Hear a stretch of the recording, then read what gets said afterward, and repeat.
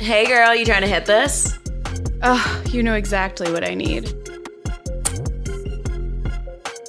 Well, guys, welcome to Two Girls, One Blunt. It's a pleasure to have you. We have the Can I Vibe With Y'all podcast out of Fort Lauderdale, Florida. Gang. With Kaz and Chris. I got that right? Yeah, got it right. I did chug a bottle. We already got drunk, guys. or half, I don't know, a cup of wine. Y'all are drinking? We're all I took drinking. 2 shots with you. I'm already feeling it. We just Gaslighting us over here. before the camera went on, I was just chain smoking the blunt by myself because no one wants to smoke with me. I Apparently, have to say this: they try to force me to take the blunt. We peer we pressured did. We him. peer pressured and we I called him don't a know how I pussy. did it. Pussy. I don't know how That's what I'm I don't know how I saying. did it. We here though. Do better next time. Yeah, I'll well, try. you filthy fucking stoners. I'm the only high one today. I'm high. The fuck are you talking about? I'm crossfaded. Well, Emily's crossfaded, yeah. How many times did you hit it, the blunt? Like probably 5 times. Oh, you did? Yeah. Oh, That's I saw not a one. lot weak. for us, though. That's weak. That's weak. Come on. Compared to Didn't hit it. usually Come we'll on. smoke like 2 blunts or 3 in a row. Says the one that did not hit it. Oh, shots He fired. said It's Thursday. I only smoke on the weekend. You said you'd smoke with us That's after, though. cap. I said Oh that. yeah, you did say that. I feel like yeah, he you said did. that. You No, did. you're trying to say that because we recorded. Nah, now. you I know did. he said that. I think you said that. That's Are we crazy. gaslighting you? You'll never we know. said, I said we'd go Maybe down you to the drink too pool. much. You don't remember. This is my first glass of wine. Hey, You I did got say that, another I swear. bottle. We took 2 Jam shots. Jar's not a sponsor, but I you love got, Jam Jar. Oh, you got another bottle. I might finish I this real came quick. ready. then. I put it right next to me. Oh, let's go. Let's go. Lord. Is this an intro? This is something. Oh yeah, are we still doing 2 Yeah, separate? introduce yourselves now. You started off. Tell us, top. tell us ahead, about I always you. do the intro. I want to hear your age. I want to hear Oh, man. your damn. favorite thing in a woman, and I want to hear What? something that you're very proud of about yourself. Oh, we started. Okay, I guess we're starting somewhat regular. Age, favorite thing. Well, we are the Can I Vibe With Y'all boys, Yes. residing just north of you. You know. Welcome, welcome. We don't do many collabs. We want to do more. This is No. I feel like this is our first one. Yes. This is our first one. Oh, really? Yeah. All right, perfect. Good perfect. shit. Oh, okay. The studio is beautiful. Props to the Two Girls, One Blunt podcast. Thank you. I feel like this is going to be a great time. My name is Kaz. I'm 26. My favorite thing I like in a woman, since we're going there. Is that not okay? What are you, gay? Like we're going there as if it's No, we started like that. It's a They're Just gonna, kidding, find, I they love gonna you. find out more about me during the episode. I'll start Lord. light. I say I like a woman with a good humor. okay. Of course, sense you of know, humor. Personality. You're on Two Girls, One Blunt, baby. start off- Double whammy. I start off a little mild with it. Of course, you start off wholesome. Personality. I feel like you guys walked in and immediately wasn't wholesome. Why would Because you of do us. that? Because of us, not because of you. At least you take accountability. Yeah. Oh, okay. I do take yeah, accountability. yeah. Okay. So you're gonna bring this dog demon side out of us. Yeah. Yeah. That's cool. Let's What do are you, it. a pussy? No, Is that your favorite Emily. word? That's your favorite Don't word? do that. Pussy, let's fucking She go. keep Do trying y'all to kick try people you. off? We're trying. It's a collab, but we can kick people off too. Yeah. I'm gonna kick you you out gonna your kick own us out house. of our own I'll home? kick y'all The off. fuck out. Honestly, I'll take over the rent, please. I'm tired of this. That would be nice. Whatever I got to do for you, take me away from all this. You do your intro. There was another one. Do we put you on the Oh, spot? I'm it was sorry. What was the last What's your question? favorite thing about? Your favorite thing about a woman, someone with a good sense of humor. Oh, and your favorite thing about yourself? Was that it? About myself, my personality. I like who I am. I'm a people person. You have a great personality. That's true. That's true. That's true. I'm pretty positive. You have a great personality. Okay. So Thank you. we like we just that. getting started. So We're about also you, we're Chris? from Boston, so if we bring it hard, it's all it's all love. That means we're vibing. You know. If we can talk shit, that means we trust you. we're Northeasterners too. So Yeah. Where So y'all bring- from? I'm from New Challenge Jersey. us. New Challenge us Jersey? Yeah. today. New York, New York? Oh, okay. So, like, See, I'm that's very- why we vibe. we good. Do you take sarcasm well? Yes. Yeah. Oh, okay. Do you? Yeah. Of course. Well, that's how you guys- there we go. Hey. Oh yeah, we can't dish it and not take it. Imagine Yeah. if we got emotional Yeah. because you guys like said one thing to us and you're like, wow, like that would just suck, you know? True. Okay. Your turn. You want to intro yourself? Yeah. So my name is Chris. I'm 27 and I'm not going to go the wholesome route. My favorite thing about a woman is that booty. Okay. Okay. Straight up. We're going to be honest. What size of booty? So her face busted, but she got that ass. Nah. Okay, her face still gotta look good, but the booty He's still... basically calling you out for liking busted women with fat asses. Oh. Are you We're getting so hot and heavy. I love it. Type?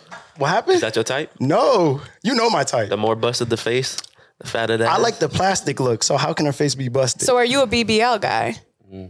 Oh. 50-50. It all He's depends. a BBL guy? It all depends. Don't lie It all right depends if she could pull it off, if it looks good. Yeah. Did the thighs have to match the ass? Is that like your criteria? Absolutely. Oh, What? absolutely. I think that's You need every thick man's criteria. thighs. I feel, yeah, that's my criteria. I do like some thighs. But I like a hip dip. I like a hip dip in a woman. I'm gonna be honest with you. I don't think know it's what that hot. What's a hip dip? It's I got him. yeah, I do too. What is No, it? you a don't. hip. Yeah, I Okay, do. a hip If we dip. stand up. Are y'all showing ass? Oh shit! All right. Don't even show ass. What is going on right now? Right here. Take out your asses. No, there's like someone's hips goes here in. and it goes in right here and then it comes out. Yeah. Instead of it just being like the curve. What? I ain't never seen that. I just wonder what a it's hip in dip here. is. It's called like a violin hip, but basically there's like a little dip right at the hip that goes in. See, and I out don't to like the hip thigh. dips. Sounds I think nice. the body positivity thing. So you, I'm like, you gonna I get hate work hip done? dips, and I would I don't want but I want. I used to work out a lot, Okay. so my butt was much more muscular and bigger. And then I just like we started running this podcast, and I'm like, fuck the gym right now. And I lost my ass this year. And so the hip dips started coming in. And I'm like, fuck. But I know within like a couple months I can build it back up. Okay. So I like going to the gym for that. But have I been going to the gym? No. We got to get back in there. Come on. I would. Hey, get you on your work done. purpose. You on your grind right now. I'm on my grind. Yeah. Yeah. And somehow I've like lost weight. I mean, we I go. think I'm losing muscle, but you know, either way, I'm happy. As long as you're happy. Being the Did woman. you even finish answer the question Yeah, I about did. yourself? I said The that second booty. part. About The yourself, second part. though. Oh, your favorite thing about you? I love everything about myself. Oh my God. A confident man. We love to see it. Straight light skin. I know, typical. All right, so We believe in affirmations, like talking positively about yourself. I'm the greatest. There we Yeah. go. Okay, so what's y'all favorite part about a man? And favorite part about yourself too? Okay. And don't be wholesome. Don't say personality. Don't like, be wholesome. Or we could turn it up.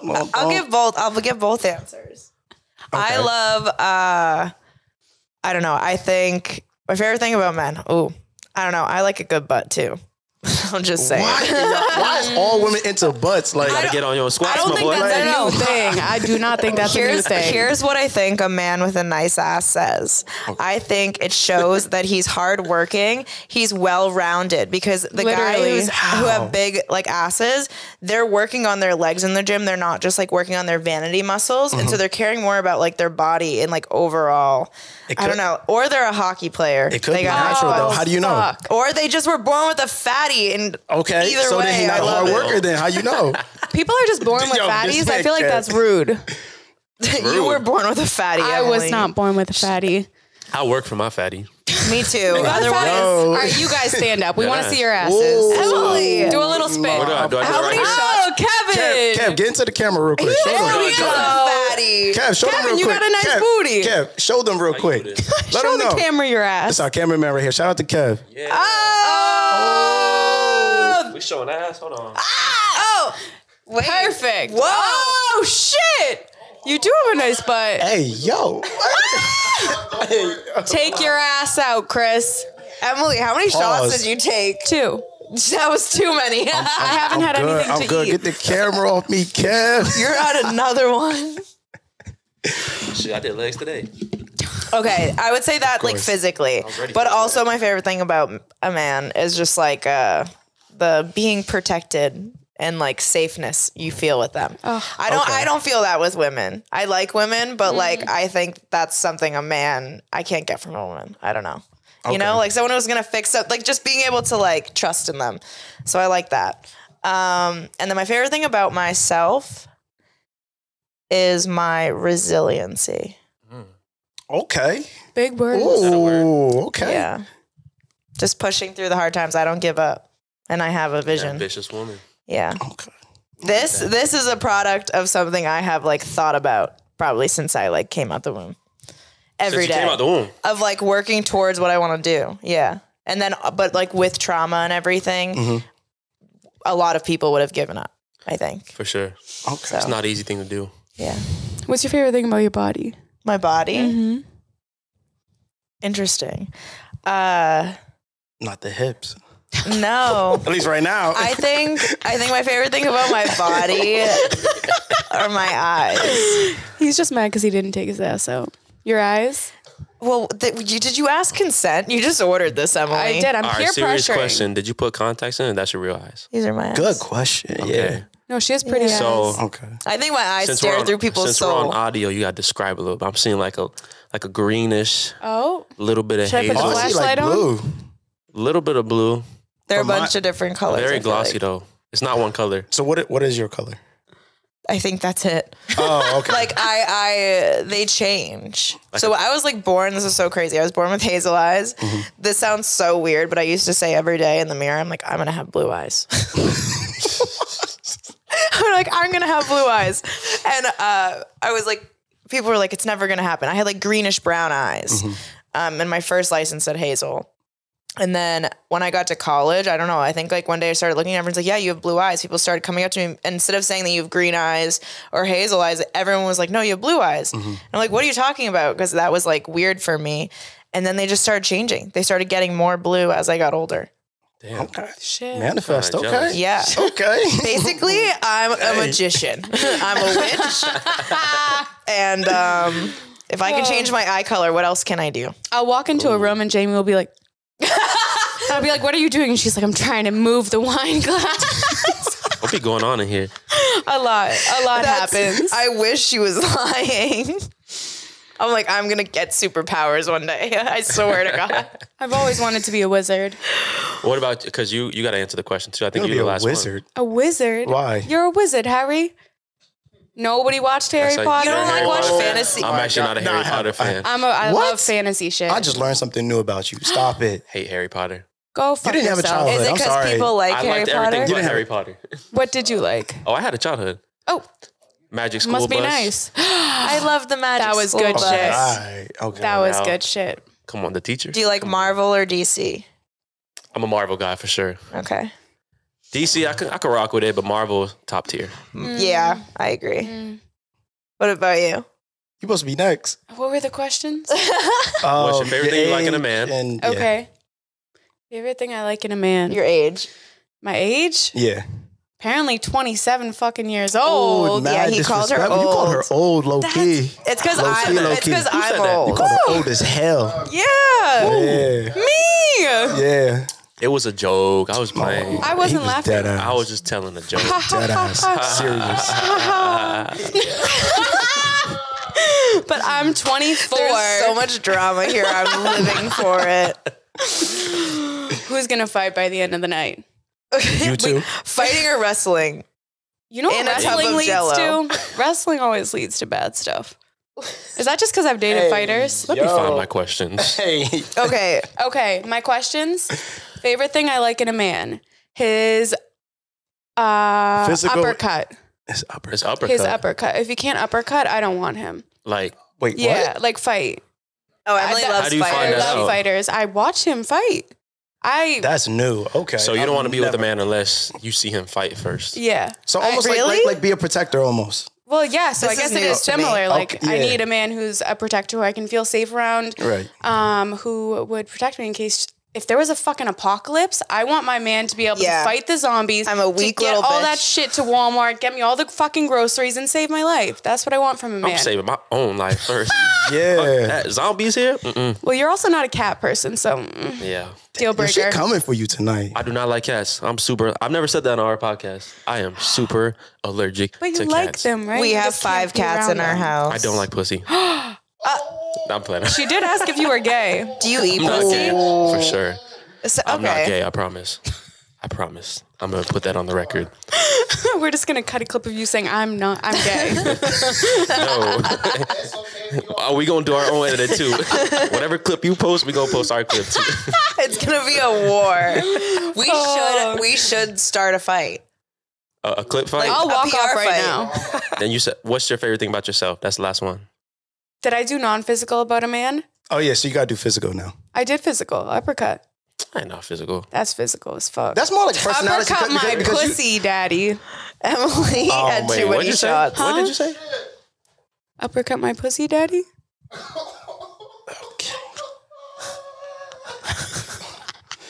I'm gonna have to tuck her in This is gonna later. be a wild episode. So anyways, This is gonna be a wild. So, I need wait, all y'all to actually, get I on got a her question level. for y'all. I got a question. Luckily, I wrote this down.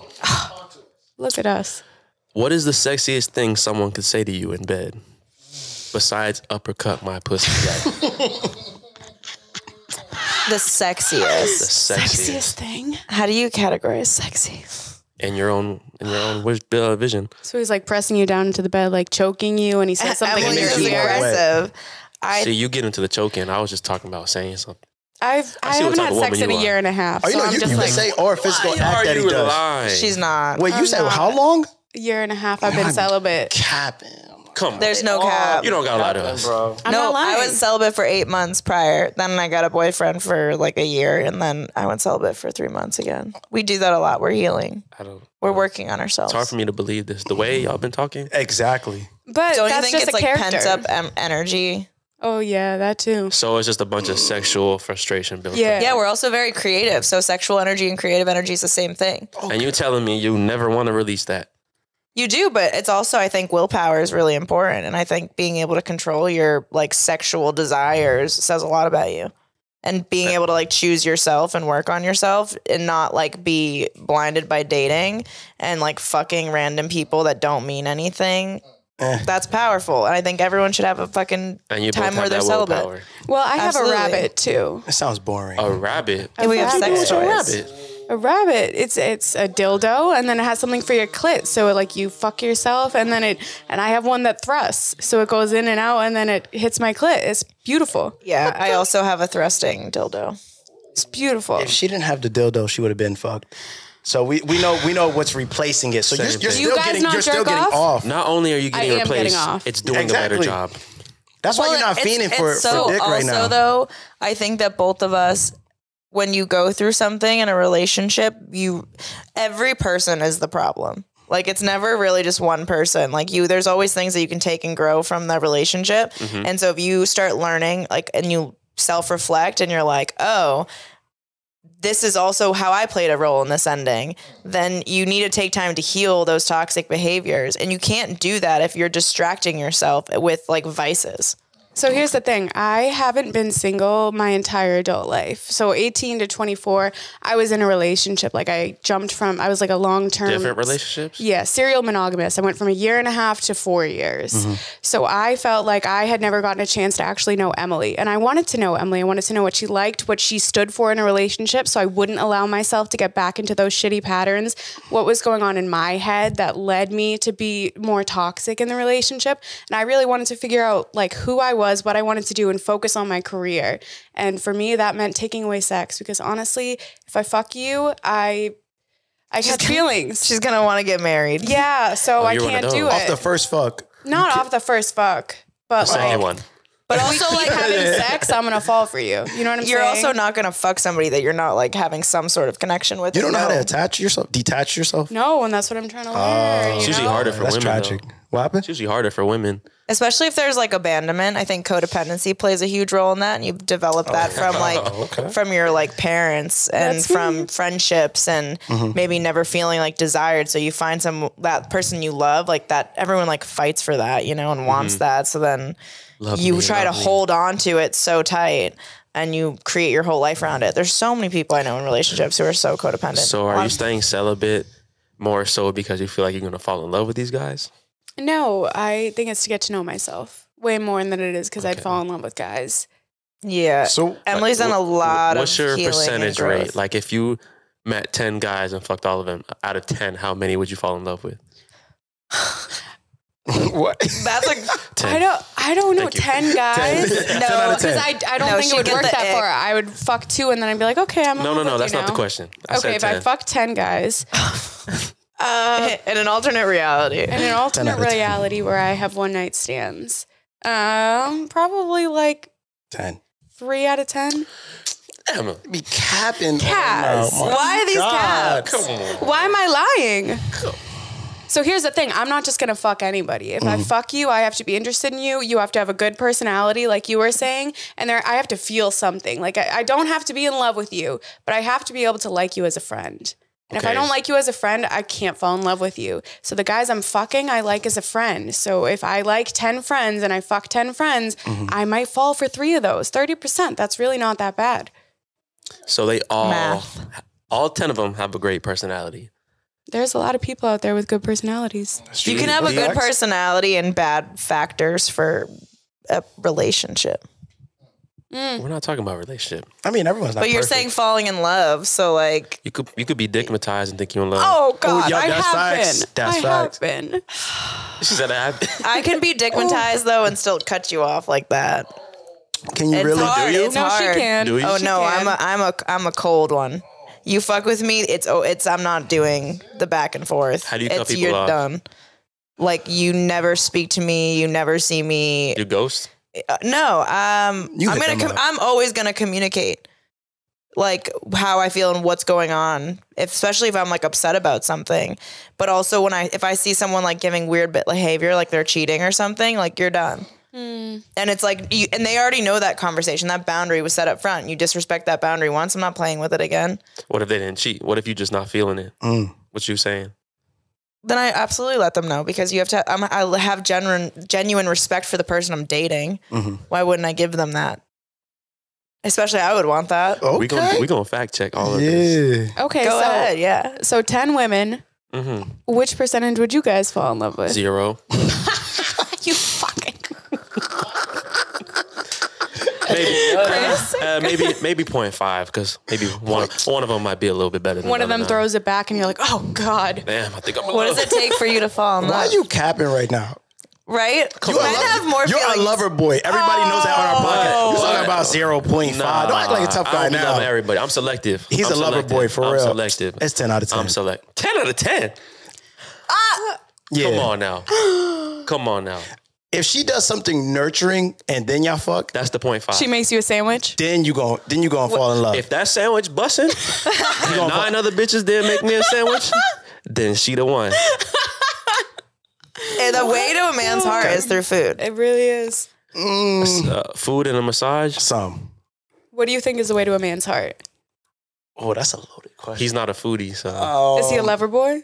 Oh yeah, big time. Why you capping, bro? Why you capping? Got him. Talk about Got it. him. I'm a lover boy. Talk about it. I'm a lover boy. Me. Yeah.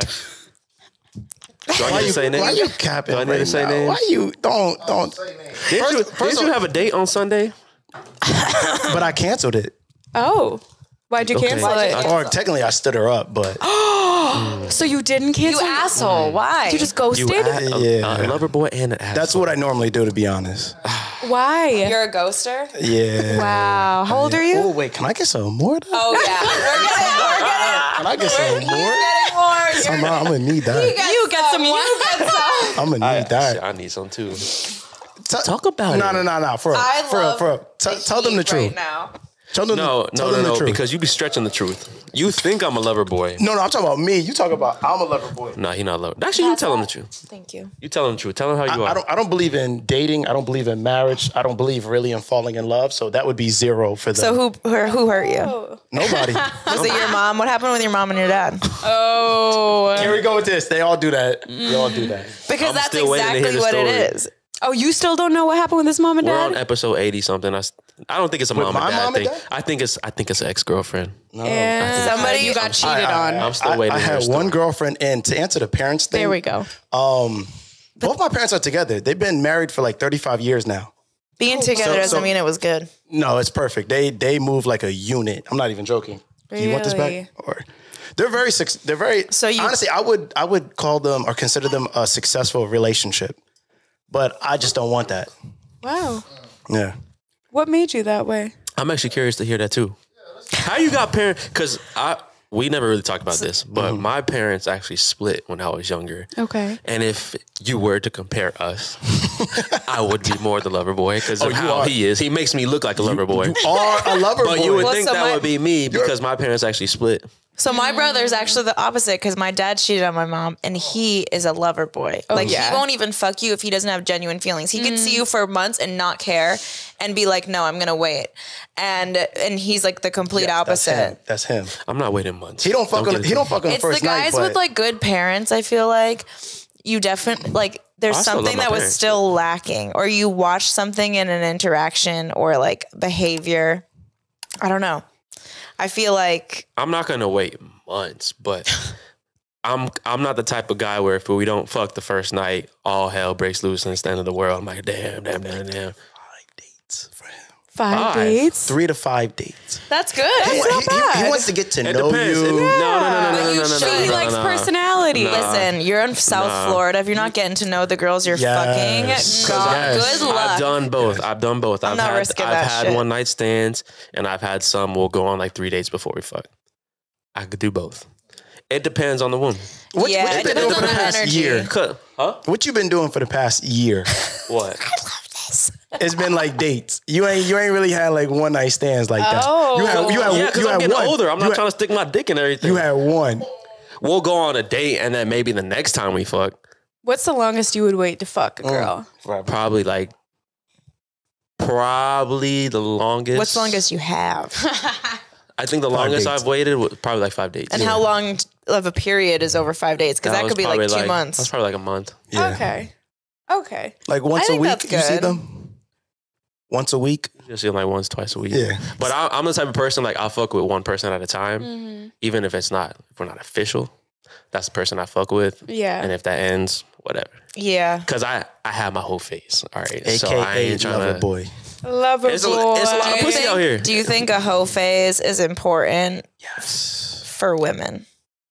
I think it's important for everybody. Interesting. Jamie's been trying yes. to convince me to I have think- one. I She's think- never had a hoe phase. Well, all right. She went celibate after being in relationships and never had the hoe phase. And I was like, I think celibacy is good, but I also think take like 3 months, go on a bunch of dates, get to know people, figure out what you like and don't like, and then take that into healing because you're going to learn a lot about yourself I've gone just on a bunch of interacting with dates. people. I know See, a lot. I think that's the I thing. might need to chug that. I ain't gonna I lie. think the reason I'm going to psychoanalyze you. Okay. Oh, here we go with the who hurt you? What's your parents' relationship? I didn't heard it Get 'em. all before. Get them. Wow, that's really defensive for a man who had nothing wrong with Because his I hear parents. it all the Get time. 'em. I Get get 'em. sick and tired of hearing it. But okay, go on. So tell the story. Go on. What Kev what still wanna hear it What do you too. want to know? What do you want to know?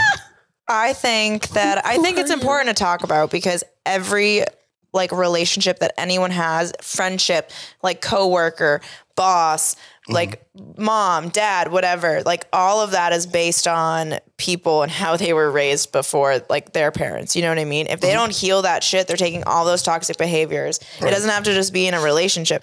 Those small things affect you. They affect how you perceive the world and your reality and your relationships. If you trust people. And so being so closed and so like shut off, saying, I'm not going to do this and have nothing, there's clearly something that's blocking your ability to be just open and like be hopeful.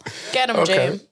You know, like I've been hurt a lot. I've seen my parents, I've seen multiple relationships of my own, my friends, whatever. And I try very, very hard to heal whatever that is. So I don't take that into the next thing and drag it and hurt the relationship. That I heal that and I can give that person like a clean slate because someone like deserves that, you know? That sounds like you don't have a clean slate. That sounds like there's a very hidden slate that you locked and like fucking underneath the ground, cemented it. 6 feet under, left it I alone. think today, right? Yeah. this is his first collab. I think today is a good day to talk about I think it. it's a good day to talk about. I think it's a good day to I think it's a good. let Of it course loose. you do. Of course you do. But what do you think about what I just said? It sounded good. I'm curious to hear about the ex. I don't even know her name. That means she heard Oh no him. no! I'm not saying that on camera. That's never. I'm not saying you got to happened. say her name, but I'm just saying I don't know nothing about her. Say it, then we'll bleep it. No, I'm not doing that. You don't got to say the name. That's part of trust. I don't trust a lot of people. You don't got That to say makes the name. sense. You got to earn that. Yeah, exactly. We're asking so- the tough questions to So the men what today. was the question? I don't. Just like what? Who hurt you? Nobody hurt me. You can't identify or even like admit the one like as something that has shaped you. Like that's not something to be embarrassed or ashamed about. It's not about me. It's about the world. But it's a It shitty then place. showed me what it is. So why would I open up to get But hurt? there, So have other you ever people- met somebody that's like a light? Like, have you ever met somebody does that that even like mean? makes you have hope that like the world is a good place? That's a no. Not female wise, but male wise. Yes, Okay. like as a friendship. Then maybe it's time to look in new places. What does that mean? And just be open. We do live in a toxic area. Because when your thoughts are energy, and what you put into the world will come back to you. And if you're constantly like, I don't know, you think negatively towards women or people in the world, that is all you're going to attract. I don't think it just shows itself to me. But that's a negative mindset already. You're going into it thinking. It's what's actually been shown to me. That's not a thought. It's been like tangible, like results. So has it only been shown down here? Or has it been shown everywhere you go? Everywhere. Everybody cheats. But who are you? Me? Are you not that light? No, I'm very blunt. I'm very honest. No, but I'm saying I'm almost to a fault too honest with women. Like for me, I have hope that there's like good people out there, and I have seen horrible things. When you say good people, you're talking about like in a relationship? I'm talking, if you're a good person, you're going to be a good person in a relationship. Oh, no. I don't believe that.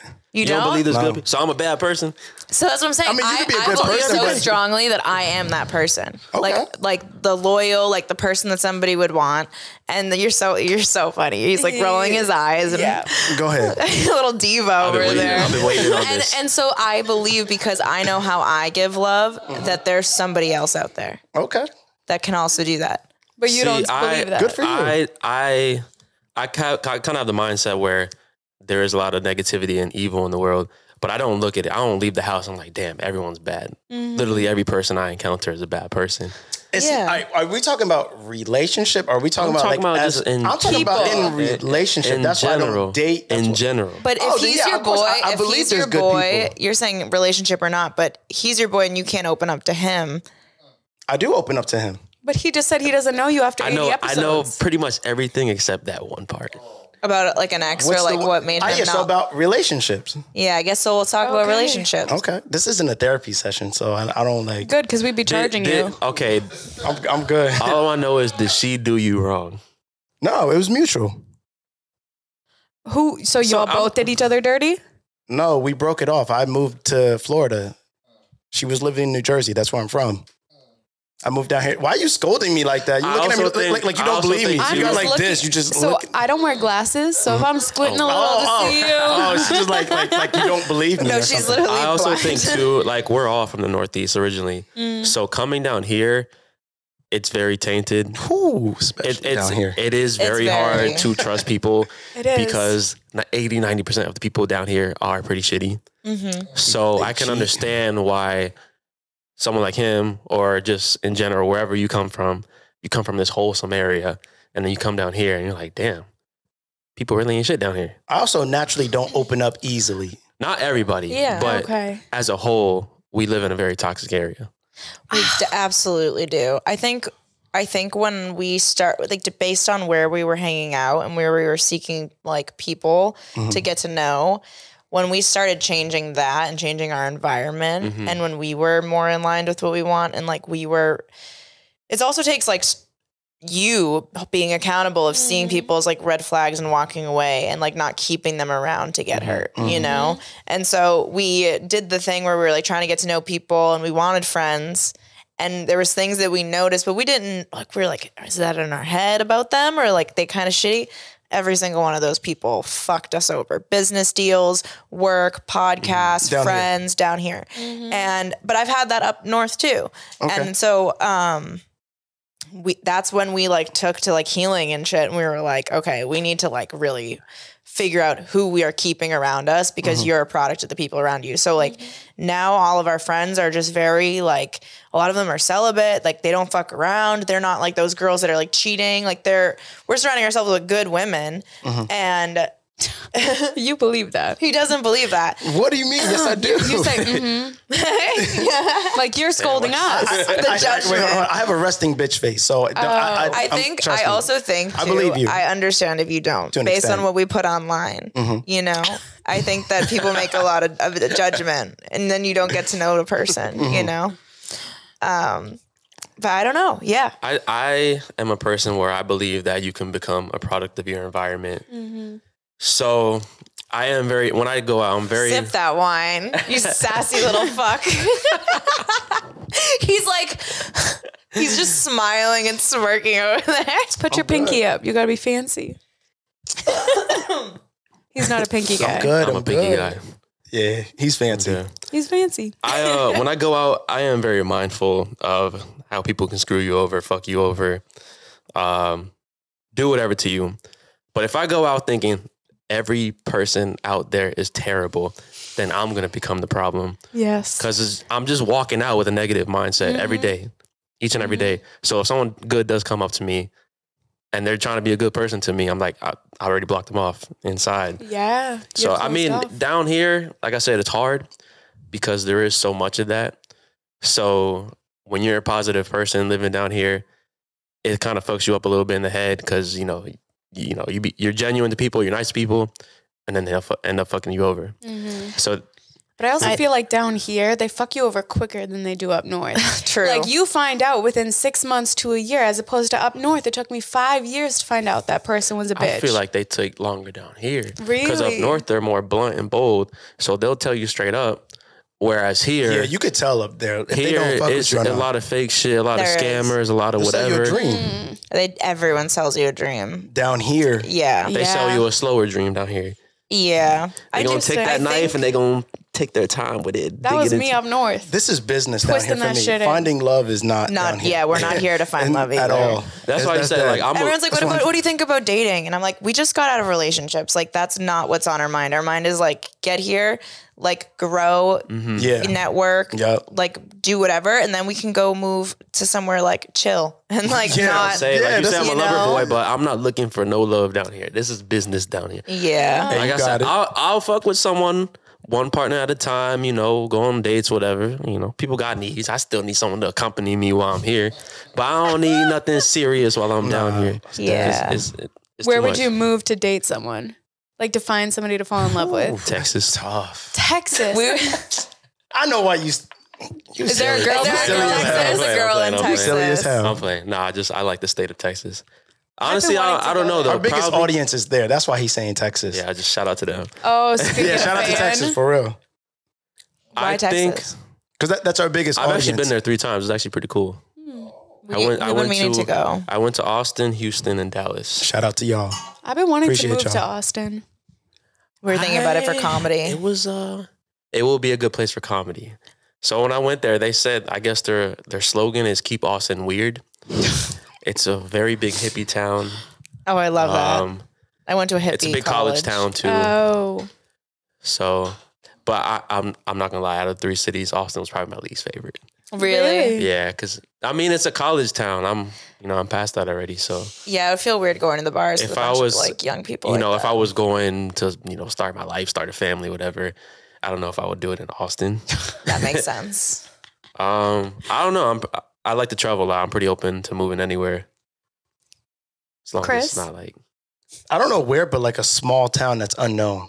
I don't know it now, because it's unknown. You mean like you'd move there to raise kids, or you'd find love in that small unknown town? Both. I feel like small towns are always Absolutely. racist. Keep it low key. What about the woman there that you would... Why would you prefer tiny, small, unknown town women?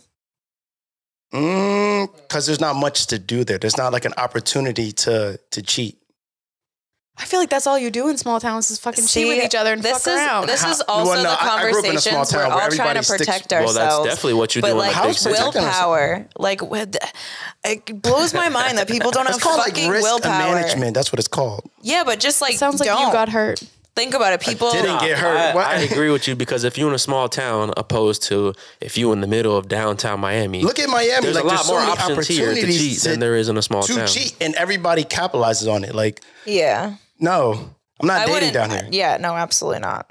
Fuck no. I'll take my But chances. if you're picky and we're saying we're picky, then wouldn't you be choosing somebody who wouldn't cheat, who you can trust regardless of the location?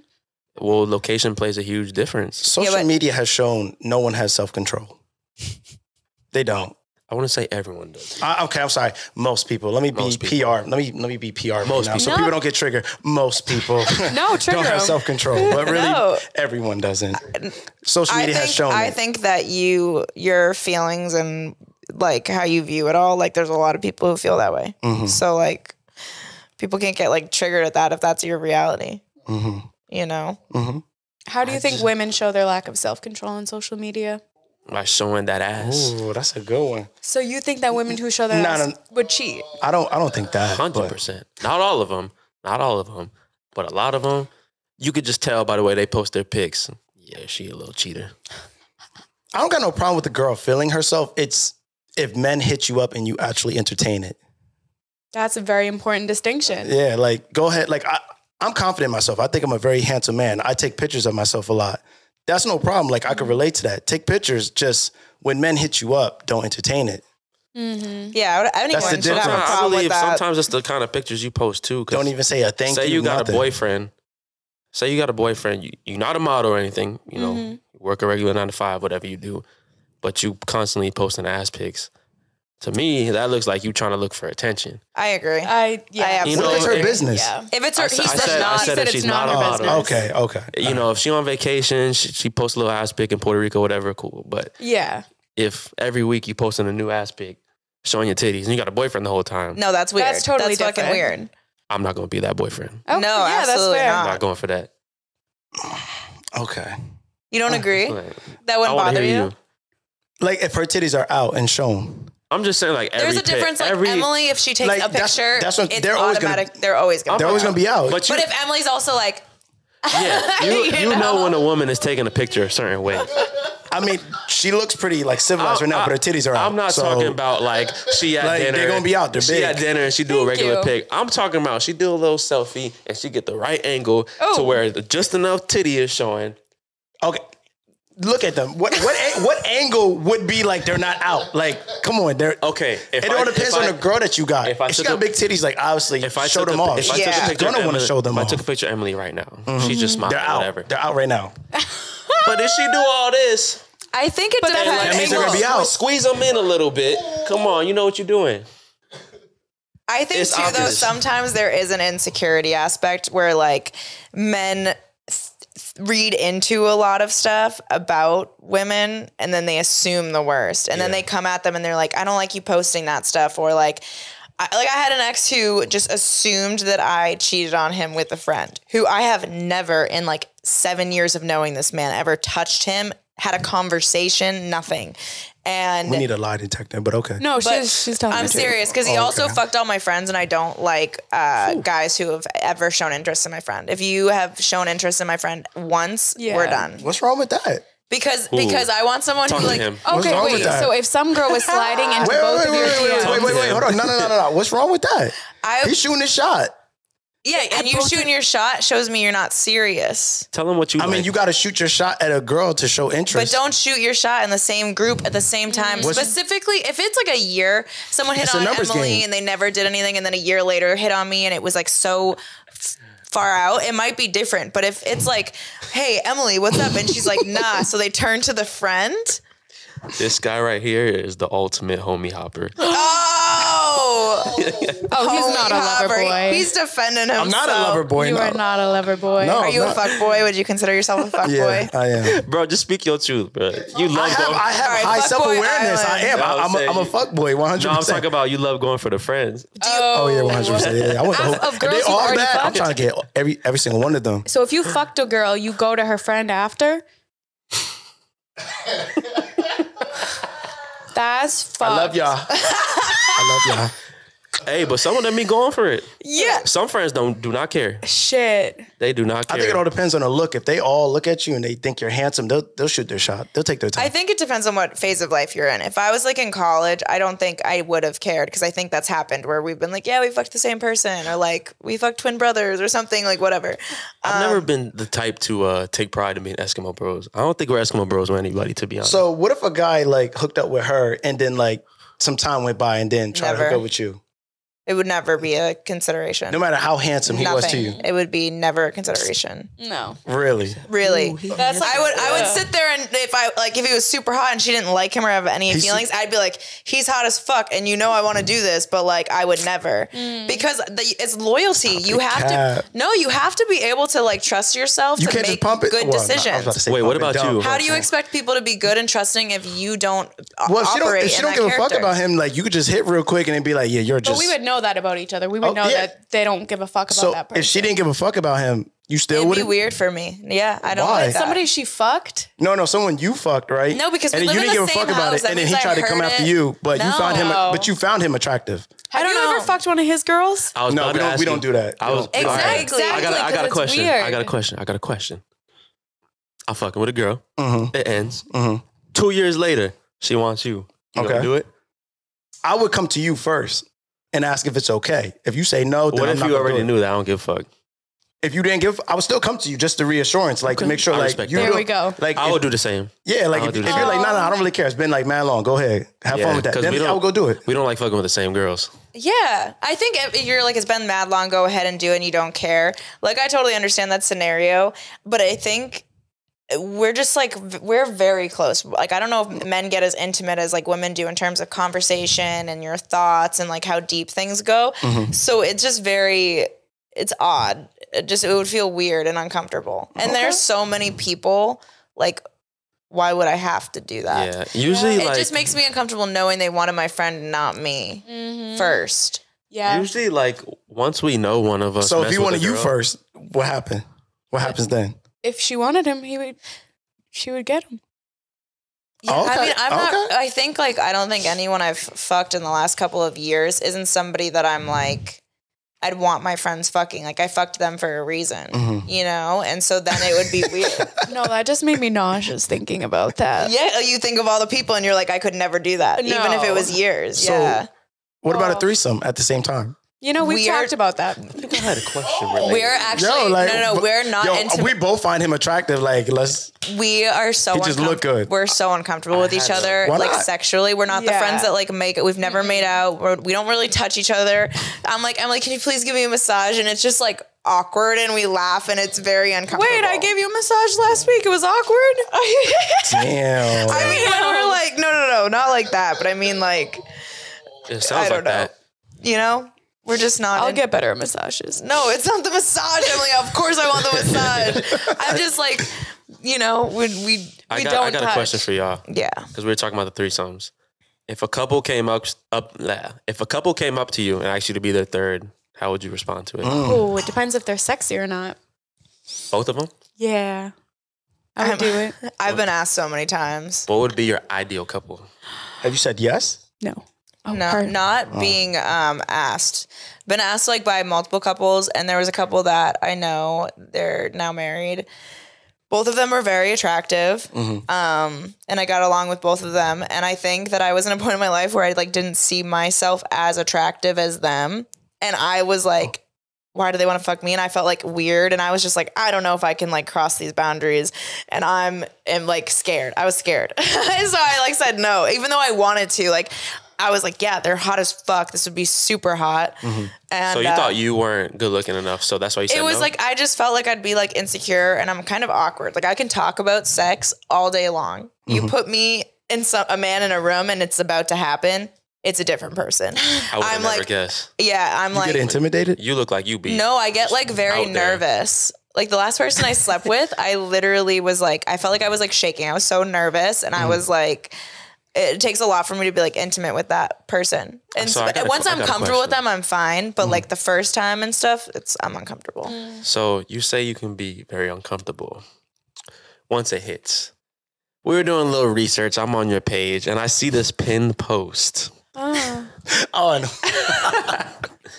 about your little running the train situation. Yeah. I can't believe you're the type to get nervous. I know. I mean, I know what's funny. I know it's going to cause like, I'm a marketing person. I went to college for marketing and entrepreneurship. I did marketing. I was a top sales rep at a marketing company. Everything is about like big scale picture. I'm willing to play a character and let people judge me because I know how to position myself and maneuver myself, like put myself in a position that's going to help me be successful. Okay. So I'm like, not judging. So like, I'll let people judge me because like that video got views. That's funny. And everyone's like, wow, dumb whore. And I'm like, well, thanks for the engagement. And you can think I'm a dumb whore, and the people who actually know me will get to know me. And those are the people I keep around. And like, all that judgment doesn't really matter from people I don't give a fuck about. Okay. I'm not judging you. I was just No, I know. because I would have never expected you to Exactly. be that type And of person. Absolutely. I have like, this conversation daily with people who are like men who are trying to get to know me. They're like, Okay. you're not that person. And I'm like, I know. And you fell for it. And that means I was smart with my marketing. There we go. You want to get one of yours? Should I get another? I got quite a few questions. Do you guys have any questions for us? You guys laid on us. I feel like we laid it on you. In your opinion, what is the best way a man can seduce a woman? Oh man, it's all about touches. You just have to touch the right places, and I'm like fucking putty in your hands. Yeah, but you don't want a weirdo to touch the right places. Is it a red flag if he knows the places like right off the bat? He just knows his way around a woman's body way too well. Is that like a red flag for me? Yeah. No, honestly, it would work. So if I like him, I'd be like, okay, he knows what he's doing. If he knows the way around a woman's body, that means he took the time to study and like practice on women. And like, why would I get upset about that? Because like there's you might think he's a whore. But it's not a whore house, it's a whore home. Yeah. You could have had like, I'm not going to judge you if you had like a slutty past as a dude. You know, especially what if it's not a past? What if it's right now? It's a reality. If it's right now and it's a reality, then like I should probably make better decisions with who I'm sleeping with. Okay. So you got to roll the dice. Okay. Is there a body count that's too much for you? How would you know? I hate when people talk about body count. How do you say it? You'll never know. Because some people talk about it. I don't like to talk about it. Me personally, I'm not dropping my body count. But some partners, whatever out there, they express their body count with each other. I think if you're having that conversation again, there's more of like an insecurity and you're just kind of trying to figure out if what kind of person your partner is. And I think there's a lot of like misconceived judgments that people have on people based on their body count. I think what people should look at instead of body count is who are they right now? What behaviors are they exhibiting right now? And what growth have they done and learned? Like if people can express to you the growth that they've done and how they've learned from their past and been hurt, or like, yeah, I had a hoe phase, but I learned X, Y, and Z and that's not for me anymore. Like that's what you should judge somebody on, not like how many people have you fucked? Like if you're just like asking that, I feel like you sound super insecure. I never asked that question. And that's a turnoff. If I can tell a man's insecure and he's not like confident and like, you're my woman and I trust you and like whatever, then that's, I don't know. That's like unattractive. For me, it's a don't ask, don't tell thing. I don't want to know yours. I don't want you to know mine. Just not even talk about it. Even in a relationship, you don't want to know? Especially not in a relationship. You don't like to talk about exes? I'm not talking about exes. I'm talking about body count. I don't mind talking about an ex. It's part of who I am. Essentially, you wouldn't want to hear it because if you do hear something that you don't like, it like will sit with you. Just you saying any number above 0, I just don't want to hear it. Oh, wow. I'm playing. But for real, like, I mean, I try not to think about it too much, but what if she come out and she like, my body count 238? I'd be like. Also, like, damn, yeah, I think there's I'm about to have kids with you? So what's your cutoff? I know, but now it would have been better if I didn't know that information. Now that I have that information, now I'm like, damn, I'm thinking about 238 dicks that was in you. It's hard not to think about that. I kind of view the body count. When I think of that, I think of somebody who's like sober now. Like maybe they had former alcohol or drug abuse, but they've been sober for 10 years and they've like changed. Like, are you gonna, like, you can be smart and like look ahead and look for the signs that what that would say based on who they are now and see if they're still like that good person. But judging them on that, like I would rather judge them on the growth. So maybe somebody had a hoe phase. Maybe they had a terrible childhood. Maybe they were sexually abused. Maybe there was something that caused them to use their sexuality to like feel something. And then they broke out of that and they learned and they were like, wow, I just like completely didn't care about myself at this point. And I let people use me and take advantage of me, or I just didn't care about it. But then they're a completely different person now. Like, I would look at them who they are now and their growth. You know what I mean? Yeah. But if they're like, I fucked 238 people and like the last person I fucked was last week, then I'd be like, yeah, you're a hoe. Without me even asking, she's like, yeah, I ran a train in college and like I sucked like 5 dicks in 30 seconds. It was a new world record. I went crazy that night. Like, see, well, so we have a podcast, so we have to talk about our sexual stories, and we kind of have to be like expressive and exact, like very, you know, and it's very blunt. That's very hard. I can imagine my ex did not like. There was a difficulty. I'm gonna be honest. That's something that's been different since podcasting. I've always been very low key about my relationships and my love life and my sex life, and there'll be some times I'm like, damn, I can't believe that I've just said that on this podcast. Yeah, like the last episode. I never even told you that. Crazy. What'd you talk about? Spitting in the mouth. Oh, you like spitting in girls' mouths? You filthy. I ain't gonna lie. You nasty for That's that. not even that not bad. Like spitting in mouth.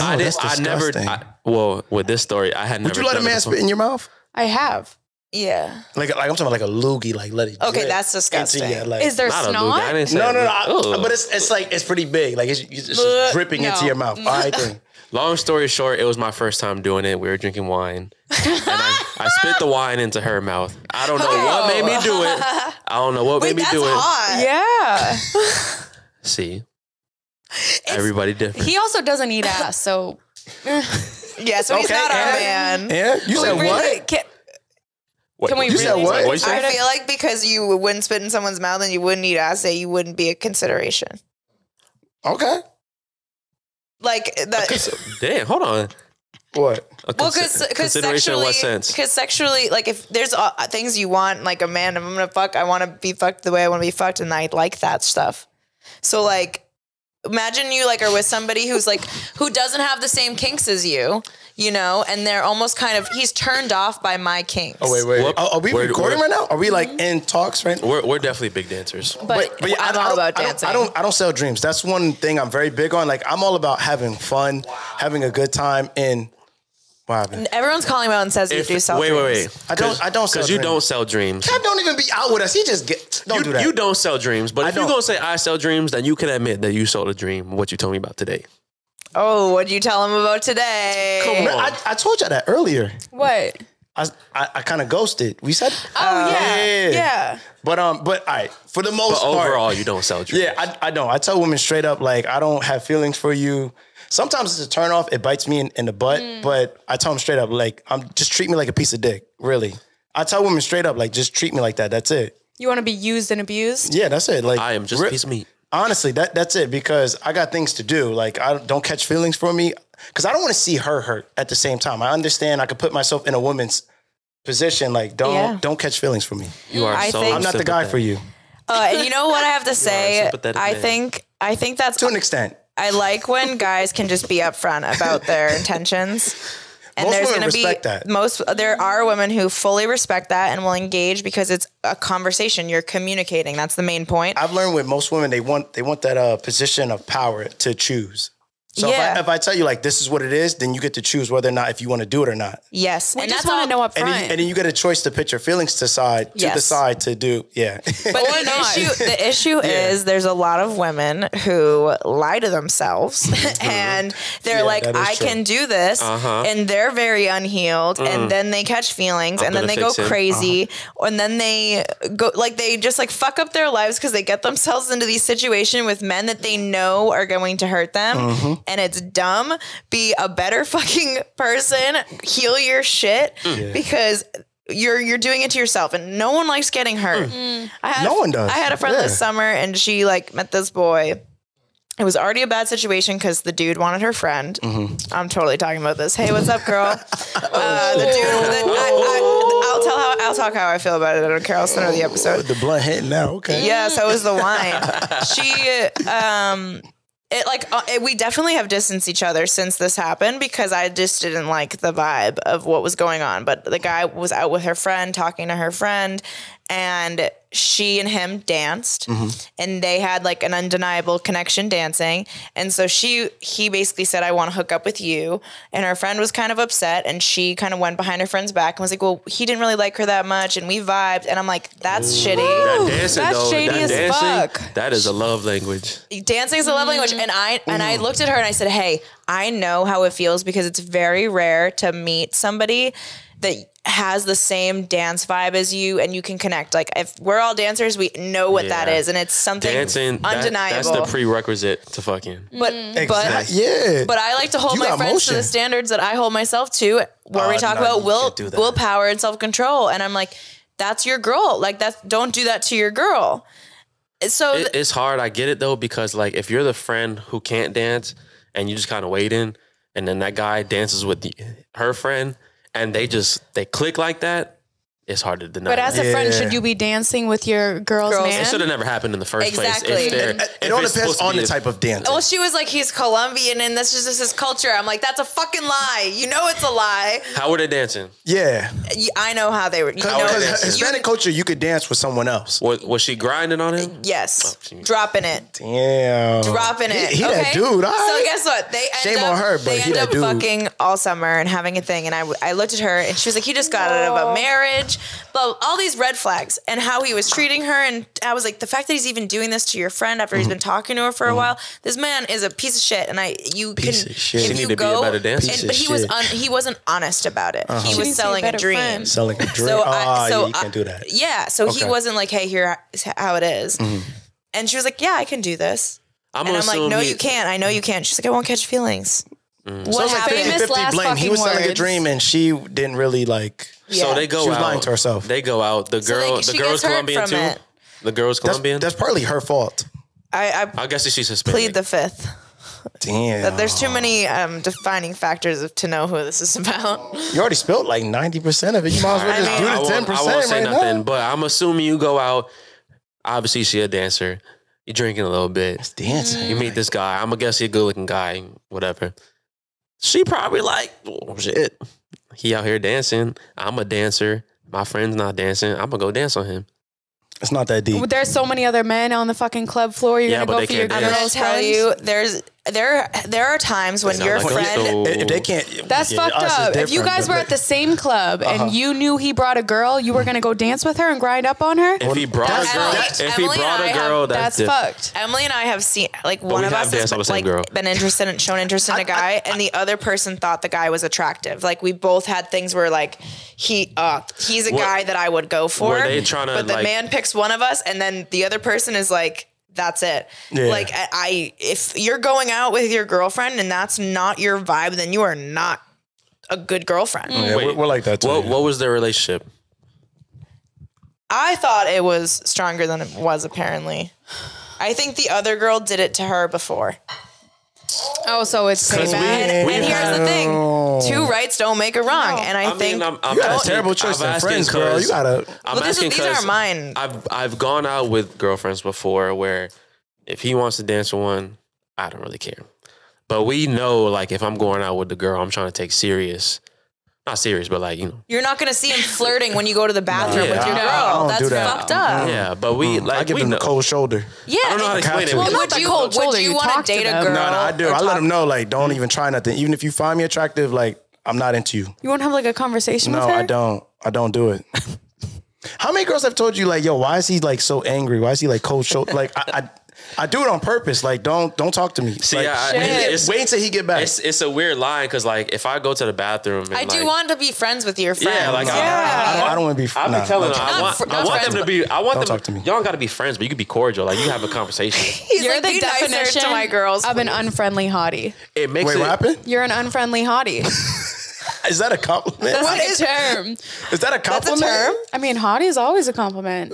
But you're just like, don't look at me. Like, don't talk to me. Wait until he get back. And best believe I'm watching you. If you go talk to somebody else, I'm snitching 100%. Absolutely. Like, I'm letting you know as soon as you get back. It actually makes it smoother for me if y'all can have a conversation while I'm gone.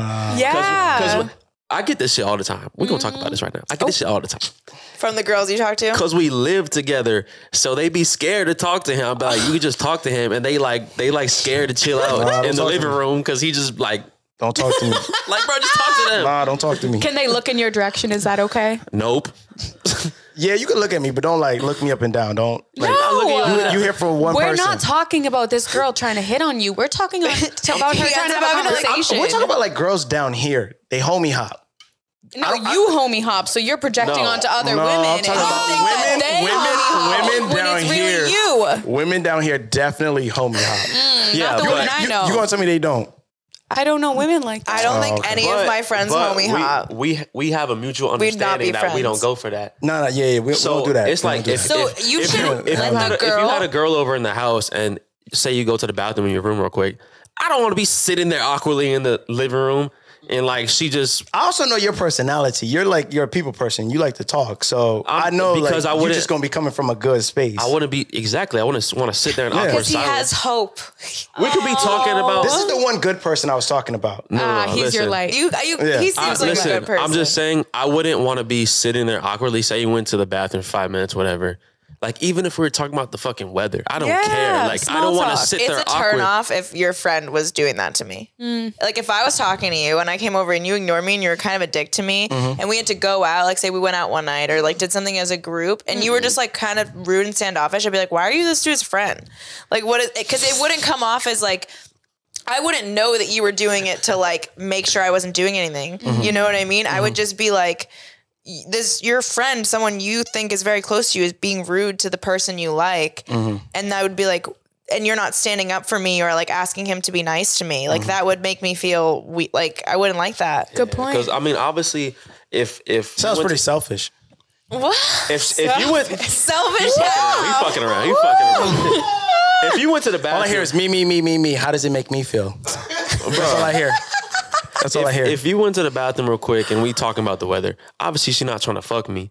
It would be different. She's like, oh, there's storm clouds coming in. That could have been a conversation started just to break the ice. Me horny. Yeah, is she already in the house? I mean, how do you build a connection? You build a connection by what? Talking. But I know I'm not trying to build a connection with her. I'm just passing the time until your ass get back. Aren't you doing your friend a favor by letting that girl show both of you who she is? What do you mean? Because you're just shutting it down, but you're the perfect opportunity to see if that girl's worth being him. If he's a lover and he's a good person, then you don't want that girl fucking with him. So if she hits on you and makes any remote where you're like, nah, that's a red flag because I can tell you're giving me energy that you're open, then you can turn to your boy and be like, yo, this chick gave me energy. And then he could be like, say less, it's done. I would appreciate that. Very true. Because I had a boyfriend. I was dating somebody, and I'm gonna tell you, this was the sexiest thing that could have happened while I was dating this man. There was a girlfriend that we had, and we were all over. And I went to the bathroom, and I could already tell that she kind of had like pick me vibes. And I was like, is she like trying to like hit on my man or like flirt? Sometimes you can't tell. And I'm like, but I like letting people show me who they are. And I went to the bathroom. She leaves and he pulls me aside. He goes, I have to talk to you immediately after I get out of the bathroom.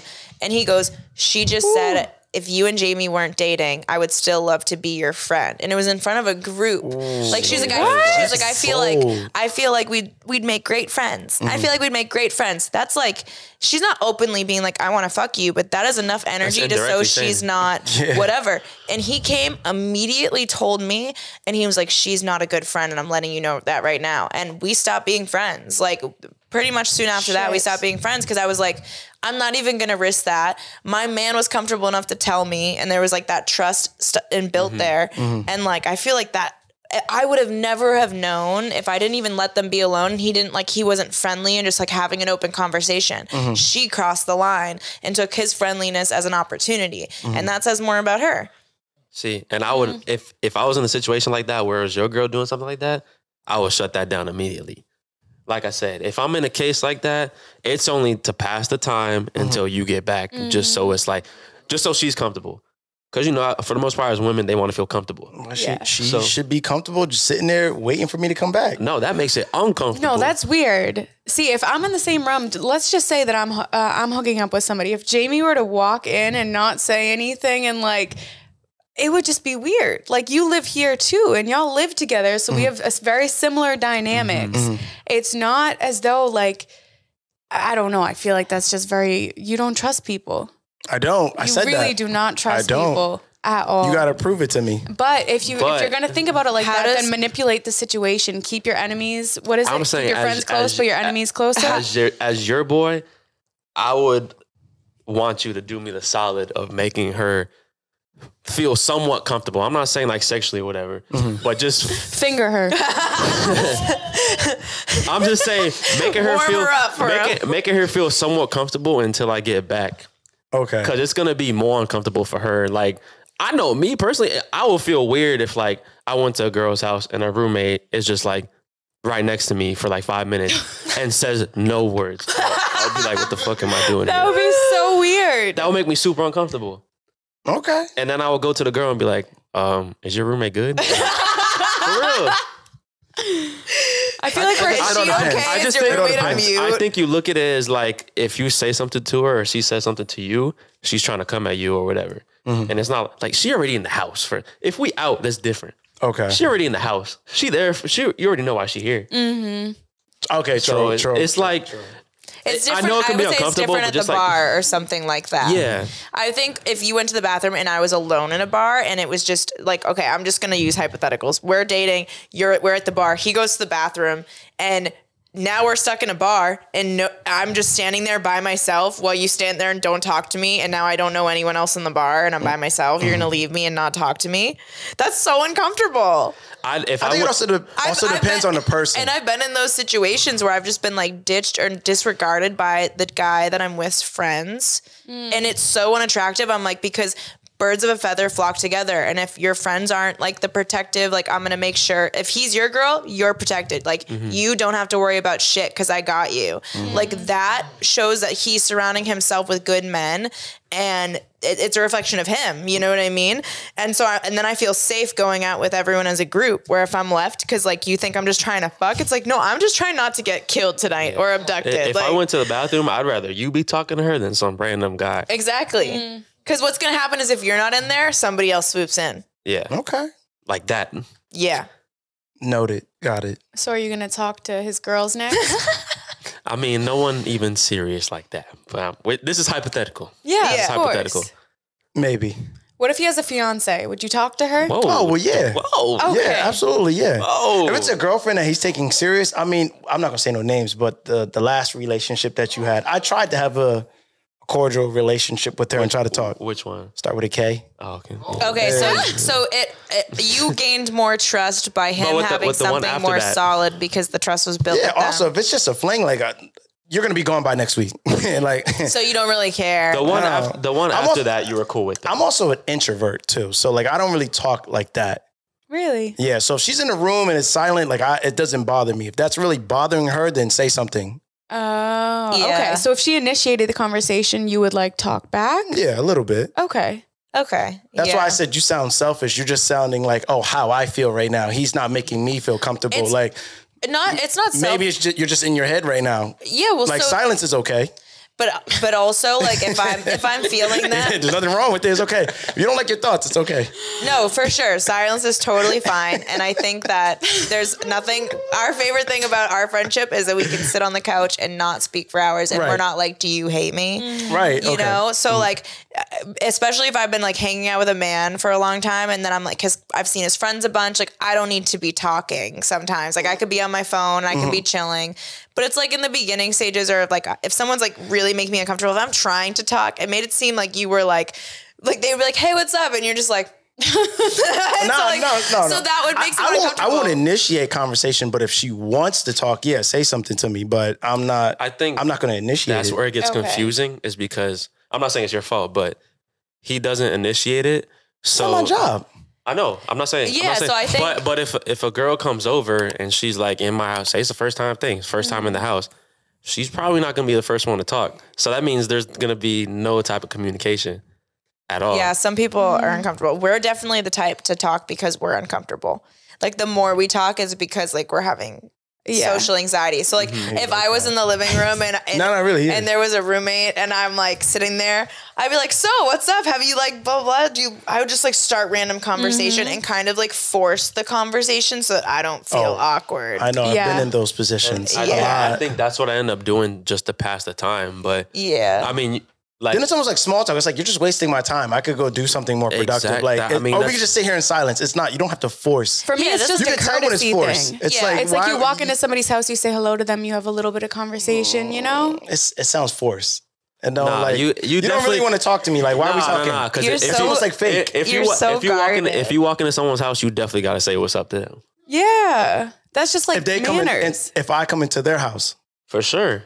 But he's saying if they come into our house. They don't really come into the house and say nothing to me. They kind of just sit there silent. Like, see, that's is he also going to say weird. something? I mean, I'm in the comfort of my own house. Like, why would I have to be obligated to say something to you? No one says anything to each other. I didn't come to your place. So I also, to my place. You got to make sure you have a good impression. I personally wouldn't want to date somebody who like couldn't hold their own in that situation. Wait, what do you mean? Like if I were with a man and he came over and Emily was here and like say Emily's like having a bad day and she's not talking and he sat here and he was like, your roommate was weird and like didn't talk to me. I'm like, do you not have fucking balls? Like fucking start a conversation.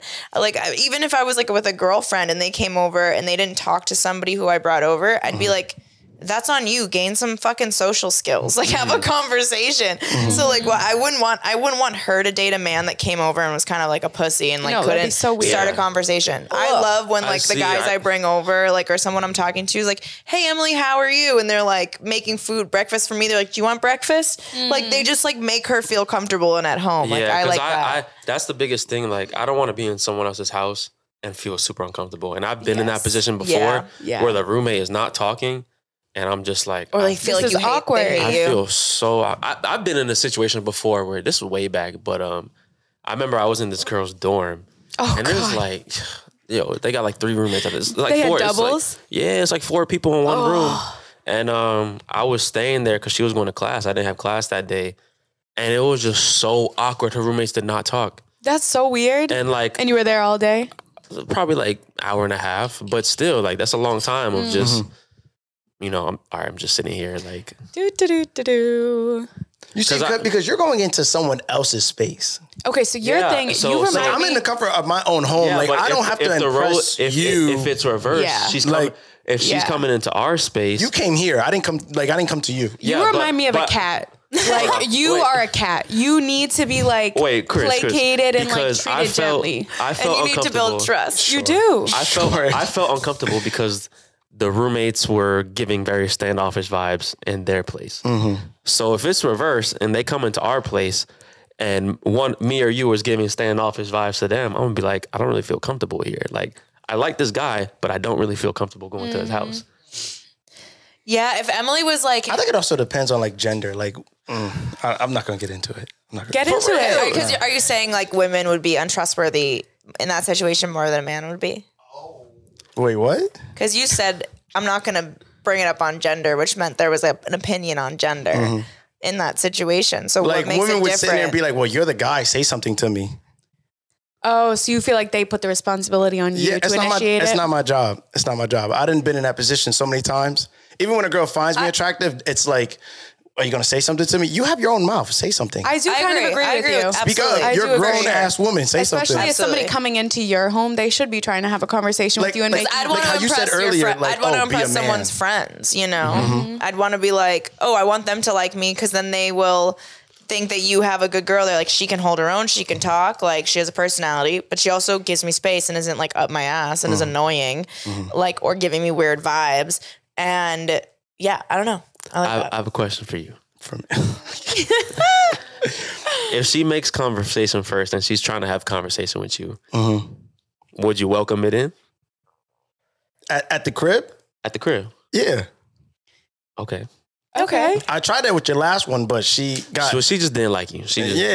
That was a different situation. Why didn't she like you? Honestly, because of what I'm known for. She might have messed it up. Because I'm not a lover boy. I'm not. No, not that. Yeah.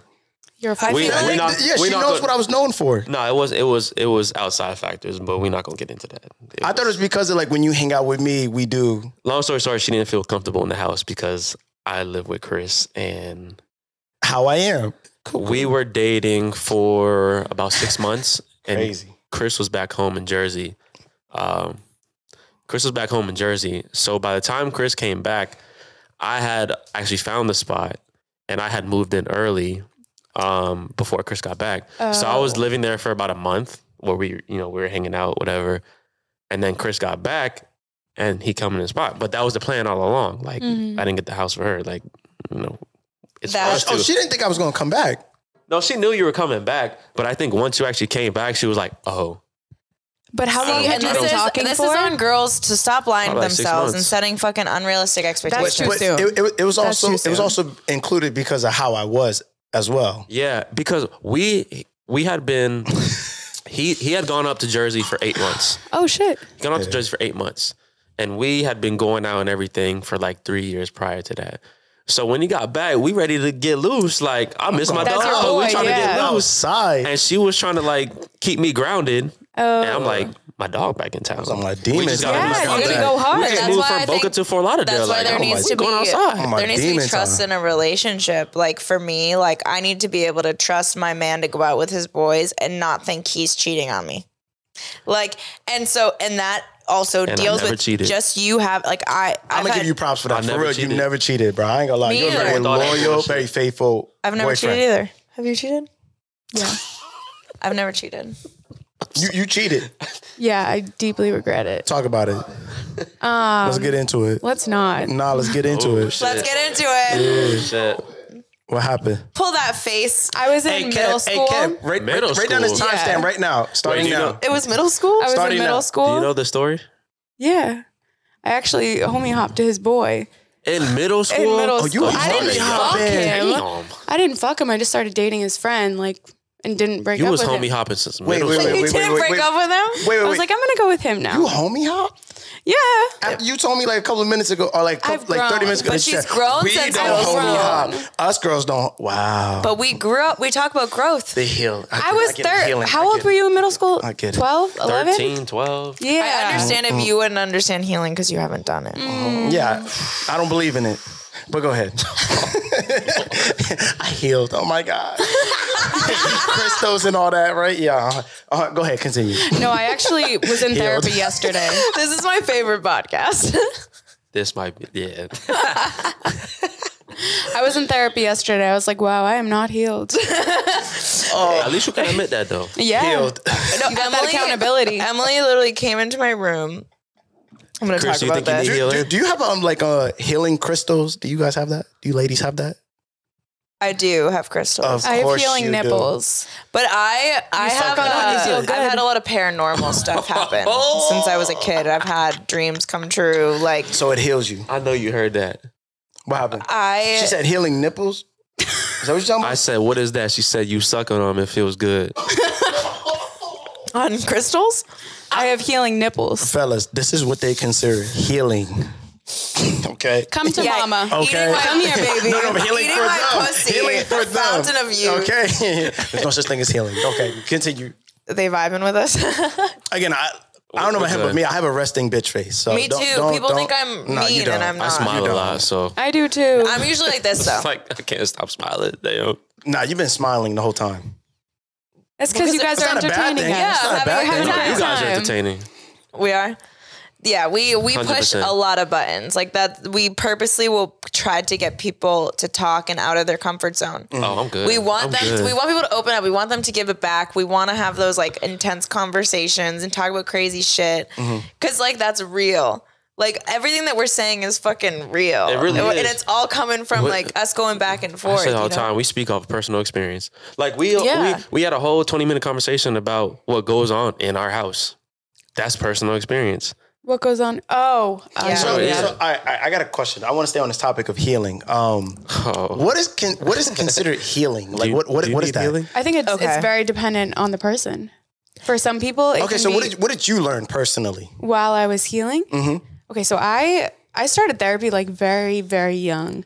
My mom had Munchausen's by proxy, which is where, I don't know if you know where that is. No. It's basically they convince doctors and medical people that you're sick. And like if you've heard of Gypsy Rose, she killed her mom because her mom convinced her she had cancer. Put her in like And a was like wheelchair giving and her medicated chemo her. and almost killed her. Like she had hospital visits. But she was Crazy completely shit. healthy. But she Completely convinced healthy. people and drugged her daughter and like So kept my her in a mom did wheelchair. the same thing, and she like had doctors tell me that I was mentally retarded, like legitimately, yeah, like all sorts of shit.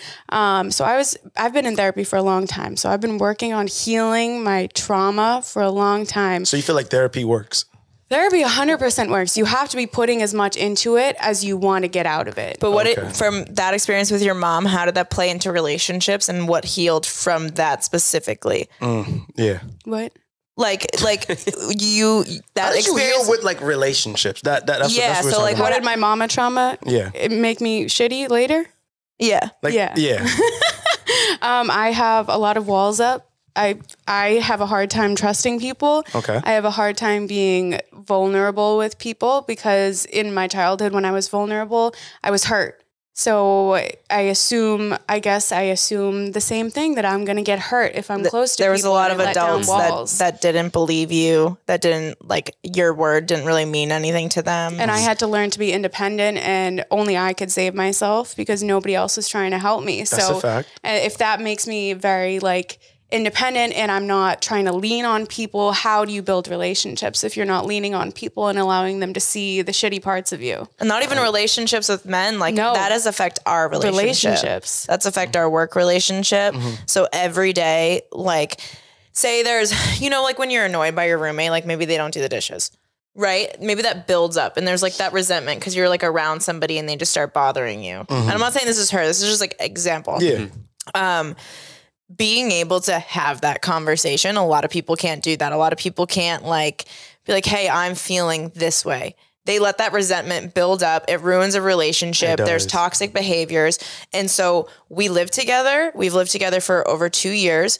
We do everything together. We have the same friends, the same job. We run the podcast and have a business together. That is a lot where there's not a lot of space. And so we're constantly like, when we're bad and we need alone time or whatever, like the other person is still there. And so like, there's times where we've snapped at each other because we're not doing well, or like we're frustrated with like something completely external, but we're around that person all the time. Yeah. So a lot of the things that trigger us in those situations stemmed literally from being kids. Did y'all argue? No, not really. We try to have like constructive conversations. There are definitely times where you have to talk to the person and be like, hey, like this is my turn to talk about what I need to talk about. And sometimes when you're learning to heal and you're learning to communicate, you're not always going to communicate in the best way. So it might come off as what you might call selfish because it's I statements or like I feel this way. But that's how we're learning to communicate. And if that's like our first step to being like, hey, this bothered me, this is how I feel about it, that's a great first step. And sometimes that's all you need is the first step to start opening up. It's hard for us sometimes to bring up things that may cause conflict because this is also our safe space. So anytime you bring up something that bothers you or that's like going on, you are literally threatening your sense of security. And you don't know how that person's going to react because everyone else in your life has reacted poorly to you ever speaking up or having that conversation. And we've been friends for years and that trust is still being built because we've been hurt. But a part of healing is like, I want better relationships. And by me having walls up in the past and always assuming the worst, I ruined good relationships because I was the problem because I assumed they were bad when they weren't. And that's the energy I took into every situation. Like I automatically had a pessimistic view and it ruined it because I could never meet them and see them and where they were at. So we try to like humanize each other and be able to see each other for people who have like gone through shit. And as long as we have that compassion for each other, it's us versus the problem. It's us versus, well, maybe I was rude to her. Maybe I was a bitch one day and I like shut her down and like made her feel invalidated. And like, she was trying to speak up and I triggered that her mom invalidating her, doctors invalidating her when she's like, I'm not mentally retarded. I swear. So I recognize that in her. I learned that about her and I'm compassionate about that. And I then be like, hey, I fucked up and I understand that this may have affected you this way. And here's where I was coming from and how do we move forward from this, and you have to take all of that into your relationships. And so everything stems down to your childhood and like healing, like you got to heal that. And sometimes admitting that you're the problem or admitting that like, I get cold and shut off and dissociate and I'm not acknowledging people's feelings around me and just like moving forward. Like I have to face whatever it is that made me that way. I have to look at myself in the mirror and be like, why are you this way? And face that. That's the hardest thing that anyone can do is facing yourself and having that self-awareness and then being able to be like, how do I get better and move forward through that? And sometimes that means going into the parts that hurt you in your life that you felt so low, that hurt so bad that sometimes you shut out those memories and you don't even remember until you're like thinking about it. Acknowledging that, feeling it, letting it pass, and then being like, how do I have better behavior and decisions and communication. That's healing. Like, it's very deep. And there are people out there who are trying to be good people, who maybe have been bad people or made mistakes. But like, that's why I believe there's inherently good people out there, you know? And I think that just shutting it off completely is going to stop you from having those good connections with people. Because you have to sometimes give people the benefit of the doubt. You have to let people show you who they are. Even though that hurts. Even though that's the worst feeling of being betrayed. I think that's the problem. People get hurt and they're scared to be vulnerable again. Yep. It's really scary. So like, I'm not going back there. I know what that felt like last time. I'm not doing that again. Yeah. And then but instead of getting bitter about it and trying to set up all these walls and protecting yourself, it's learning the red flags and learning what made you ignore them. Because sometimes you can see the red flags and there's some trauma or whatever that makes you need to like hurt yourself or like be in those toxic things and you ignore it. Like, I've had to learn how to set boundaries and be like, that's a red flag. And right off the bat, be like, no, because I know if I engage with it, I'm going to get hurt. And it's not that person's fault for hurting me. It's mine for seeing it and not doing it. Yep. And not like taking the necessary like steps and walking away. But sometimes that's a lonely path because then you cut a lot of people out because a lot of people are fucking shitty people. It is true. Damn. I feel like I just had a whole therapy session. For real, that's why I started snapping. I'm I'm glad about an hour. Accountability. We take Zelle, Apple Pay, Cash App. Cheers. It's real. You snap. Yeah, for real. Damn. I don't even know what to say right now. I'm just like, yo, I'm speaking. Hey, cheers. One life, bro. Damn, that was tough. Since we're in this therapy session,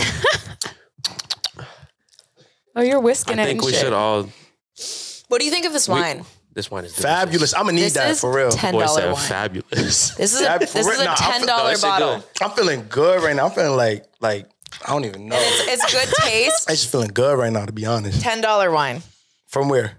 You can get it at El Gato. Where? I guess that's not we not in What? Miami. Just search Jam Jar. Like, figure out where it is. Jam- but it's I don't know like where really that is. cheap and it's amazing. Y'all got better It's stories. good. What's the name of it? Jam Jar. Oh, okay. It's the only red wine I'll drink. Yeah. It's my favorite. Okay. It's a sweet red. Have you had 19 Crimes? Yeah. You ain't like it? It's Snoop Dogg, what's like that? Snoop Dogg. No, but I like the packaging. I really like the That's a good one. packaging. Yeah, Don't they the have a marketing Martha gets Stewart me. Have one? you tried it? No. It's a Oh, you good gotta one. try it. See, I only drink tequila. I really don't drink anything else. Emily doesn't really drink. If she drinks, she has like 2 drinks and it's like 2 shots of Casamigos, or she'll have like a tequila pineapple. So you're really more of like a gotta drink smoker. some You wine. prefer to smoke over drinking. Yeah, 100%. Okay. I realized that with people, they're either like a smoker or a drinker. There's no really in between. I think it's because I feel like drinking gets you looser, so you don't have as much control over yourself. Yeah. And I don't think I like that vulnerability as much as I like having the control over myself while smoking. Ooh, I'm And the complete opposite. we can be super social while smoking. Like, I'm high as fuck right now and we're having this conversation. Oh, you're high? Wish. Oh, We I've just been smoked. Like, stoned. Y'all see them smoke? What you said high as fuck? Like I don't. Yeah, I'm high. I'm cross-faded. I'm Damn. like, How many fingers am I holding up? You want to hit? 7. No, I'm saying I wish I could be like that because literally, if I took one It's hit, practice. Oh, he get real quiet. It's practice. like I'm You be like, still, damn, I'm what you still thinking over there? here. You plotting? I'm aware, but like even you having that therapy session, I would not be able to respond. I'll be like, wow. Mind But blown. I think it also depends on the type of weed that you have, though, as well. Is there like Yeah. sativa, I think it's my indica? personality. This Some of is them a open you sativa. up. I think it's my personality. Some of 'cause them make you social, I believe. Have you ever also- gone to Cali, gone to dispensaries and been haven't like, had- I want to be bubbly? I was actually born in Colorado, so I've had Colorado Oh, weed, shit. not Cali weed. I love Colorado Colorado weed's weed. good. Colorado weed is some good weed. I think it's But- who you're with. It's just like doing shrooms. Yeah, I'm actually used to smoking by myself. I'm like See? a late night, go to bed That's type why- of smoker. I prefer that too. I've always, whenever I've been in smoke sessions, it did not go well. My anxiety starts to go Yeah, crazy. Me too. Shit. I don't like that. Smoking like calms my anxiety. Remember that one with Chase? Yo, that's the only one I'm thinking of. Yo, you got real quiet, bro. I almost thought you were plotting to like end the world or something. I'm like, what are you too quiet. He was like too quiet, no cap. I was being weird. Everybody else was talking. He was the only one who wasn't talking. I'm like, what are you? I've been that high thinking before. about? I went to a party in LA for Halloween and it was like a celebrity influencer party. So everyone in the room is more important than me. Like I'm on the low totem pole, you know? But I supplied all the weed, and the weed was like this super weed that basically makes you, like when I said like you're on shrooms, that's if you're taking a couple hits. If you're just smoking that whole blunt, let alone by yourself, you're on another planet. Oh no, I don't need that. They had me do a video. Someone was like, do promo for this. So I just kept smoking one of those blunts by myself. And now I'm not okay. Like I look up from taking promo and the whole party's full. It was like empty when I 20 minutes prior. And I literally looked around and I was like, no one wants to talk to me. Everyone hates me. Every time I went up to talk to somebody, I felt like oh my God, I was so paranoid. Yeah. I was like, this is the worst party because I just keep running around and no one wants to like talk to me. I felt like I was standing in groups and they were like, why is this girl here? Like everyone's face looked evil. I was like, they hate me. It was rough. And I don't ever get paranoid, but that was like the most uncomfortable situation. Bitch, every time we smoke and you hear a fucking cop, you're like, they're after me. She's me. like, I don't get paranoid. That's me. That's also because in my dreams, I smoke in my car and drive. Yes, you dream a lot. I remember one time I went to smoke. It was winter break a long time ago. Like I said, I'd be smoking by myself. So I had this little parking lot I go to. Bring the little blunsky with me. I'm chilling, vibing. Yeah. It's cold a little bit. So it was like, it was like 45. Got a little chilly in Florida that day. In Florida? Yeah, it was down here. It gets that cold down here? Barely, but like one day out of the year. But it was that one day I was like, I'm gonna go smoke. So I go. I'm in this huge parking lot. I'm the only car in there. That was pretty dumb of me, but no one ever goes in there. Next thing you know, I finished smoking. I think it was like 15, 20 minutes later, a cop comes in. I'm tripping. Mm-hmm. It just reeked the weed. I'm by myself. God. I'm like, oh no. No. Paranoid. I'll go to jail. I'll go to jail. That's scary. He ended up coming over. I couldn't even hide it. Like I couldn't even hide it. It was out there. It smelled like weed. I had to open the car doors. A bunch of smoke come out. And somehow he let me go. Did he bring up the weed? Did he bring up the smell? 100%. He's like, you've been smoking here, haven't you? What'd you say? I was like, what did I say? I didn't deny. I think I said, yeah, a little bit. I'm not gonna lie, but it was obvious. Like literally, you were honest. It was honesty. Sometimes cops respect that. Because I was hotboxing, so you open the window. It was. No, you got to put the defroster on, like where it sucks the air out. This was my first year. This was my first year at college. I had an old school BMW, like 95 BMW. I was just trying to, get my little session. Where was this? This was in Boca. Okay. Get my session real quick, and it was like 11 at night. I'm by myself. The city's empty because it's winter break. Like. Everyone from college left already. So ever since that, I'm like, every time I hear the woo, I'm like, fuck that. If I'm high, fuck that. I'm not gonna lie. I'm not even gaslighting y'all. This is the best episode this is so easy. And I haven't even looked at my phone for the questions. Like he's been a guest on a couple. This is my first time. Like this is. I didn't like the ones. I'm excited. I'm looking forward to this. We gotta do more collabs. Look at you now. 100%. You're the light. What happened? Now you're the light. This was his therapy. I'm the light. You're the light. For real. He's a changed man after this. She talked most of the time. He's gonna go home I didn't even talk like that. Ooh. You said I'm the light. You're the light. What does that mean? Like we were talking earlier about how there are people in your life who are the light who show you good things. Now you can be the light. I think that because your walls are up and you need to trust people. You don't want to be the light? And you don't trust people. I think that you probably have a really good heart. Wait. I was talking about just collabs. I'm not. Wait, what? I'm mad confused right now. I'm talking about collabs. This is my first collab. I know. And I'm glad we got to know each other so well. So now I'm excited to do such a good heart. Oh, you little sweet thing. Little sweet darn. Don't start with that. I think you would love to be loved. You're a little teddy bear inside, aren't you? Oh, he loves cuddles. He loves cuddles. He's the little spoon. Oh my gosh. Talk about it, Chris. You want to be a jet? You want a jetpack girl? Do you want a hug? This is my favorite thing. When he doesn't want to fuck a girl, he'll still have him over and be like, I just want to cuddle. Stop. Selling dreams. Selling dreams. You just cuddle with girls? He's a little spoon. He's a lover boy. He's a lover boy. I'm not a lover boy. We all just want to be loved inside. I'm a hard man that just fucks girls and has no feelings. Here Love we go with never. this is another thing. I feel like you're soft on inside, but you're just a front on the outside. You're just a front. I think girls say that and they want to fix you. They look at you as a project. See, that's the thing. That's the problem. I told you that. And you know what? I told you that. And guess what? You want to know? You talked about what's healing. What's healing? Old me would have seen that and been like, challenge accepted. Yeah. And would have gotten hurt and got my fucking, like, that's what I did. I was like, no, I can show them that love is real. God. And they were hurt and they just like weren't even willing to be open to that. Healed whatever need that needed to like fix that person and just realize that they were not at a point where I was and I just needed to find somebody that was aligned with me. That's being healed. Look at this therapy. Being healed. She healed. That's the problem though. I think he likes healing now. We proud of her. Let's all. Aww. Like we healed. I'm a words of affirmation, bitch. Keep going. We love you here. Oh, no one's ever. You are loved. You are safe. You are respected. I'm gonna cry. Stop. You Just are kidding. appreciated. Oh, but I don't need to be healed. I'm a complete piece already. I'm good. I'm straight. You see how he had to talk to the camera for that? You saw that? Yeah, I'm straight. he had to put on that front. The hide mask. the teddy bear front? inside. Who you talking to? Listen, who are right you now? under the mask? Ooh. What mask? This is me. This is real. But I think I read this book and it was like about, what is it called? It's called The Untethered Soul. And it's about detaching from like who is me. Do you know what I mean? No, like, I don't. because you have flexibility to be whoever you want to be. And who you are is a choice. It's not determined. Absolutely. And with growth, that changes. When you're like, this is just me, you're choosing to stay stagnant. Stagnant. Don't do that.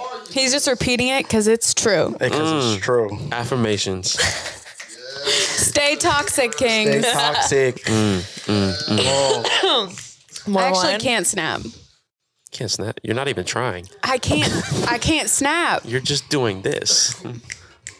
So I have a birth deformity, you fucking asshole. Oh my god. I'm like, No, but for real. Damn, she called you hella names tonight. You see this? Pussy Here for a good time, not a long time. Okay, I'll fuck with it. Okay. Are y'all gonna be able to drive home tonight? For the people listening on You're audio, driving. she pouring a You're wine in driving. the ass. I'm good. I'm straight. Hey, I ain't gonna lie. We in Miami. What's up? We in Miami. Oh, sorry. What's It's Thursday night, baby. I work remote.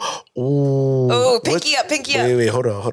That place closed already. Never Fancy. mind. What place? You already know it's Thursday. Come on now. Don't shit close in Miami. Come on now. Oh no, Are we going to booby trap after this? I was talking about in Lodi just though. kidding. I was talking about in Lodi. You already know what it is. On Thursday, it's ladies' night. Come on now. You already know what time it is. Come on. Wait, Where's where's ladies' night? Where's ladies' Come on now. night? You already know. I'm a ladies' lady. night? It's a night. You already know. Where's ladies' night? But you too young though. I ain't gonna lie. I'm older than you. No, like but I'm cougars? saying you too young for the You place like that we go cougars? to. On yeah, Where you be going on Thursday? What does that even mean? Don't act like me. You Where go you be with me. going? Don't do that. Don't do that. Where you Don't be do going? that. Don't do that. I don't know where you go. You know- I'll be in the crib chilling. Oh. What you doing when you I outside? forgot. You gotta put up a front. Being I didn't even wholesome. talk You're to the right. camera. This I'm is not the even- man. I'll be out. I ain't gonna lie. This I'll whole be outside. time, You know, this he be whole in the time, house. He be in I the haven't crib. even known which camera to look at. To be honest, Us Me right either. here. What you mean? there's two cameras. You think That's this a wide camera's us? angle. Oh, I This didn't is even all know. of us. I didn't even know. Yo. Are you nurturing? I don't know. Am I? I don't know. Do you think I am based on?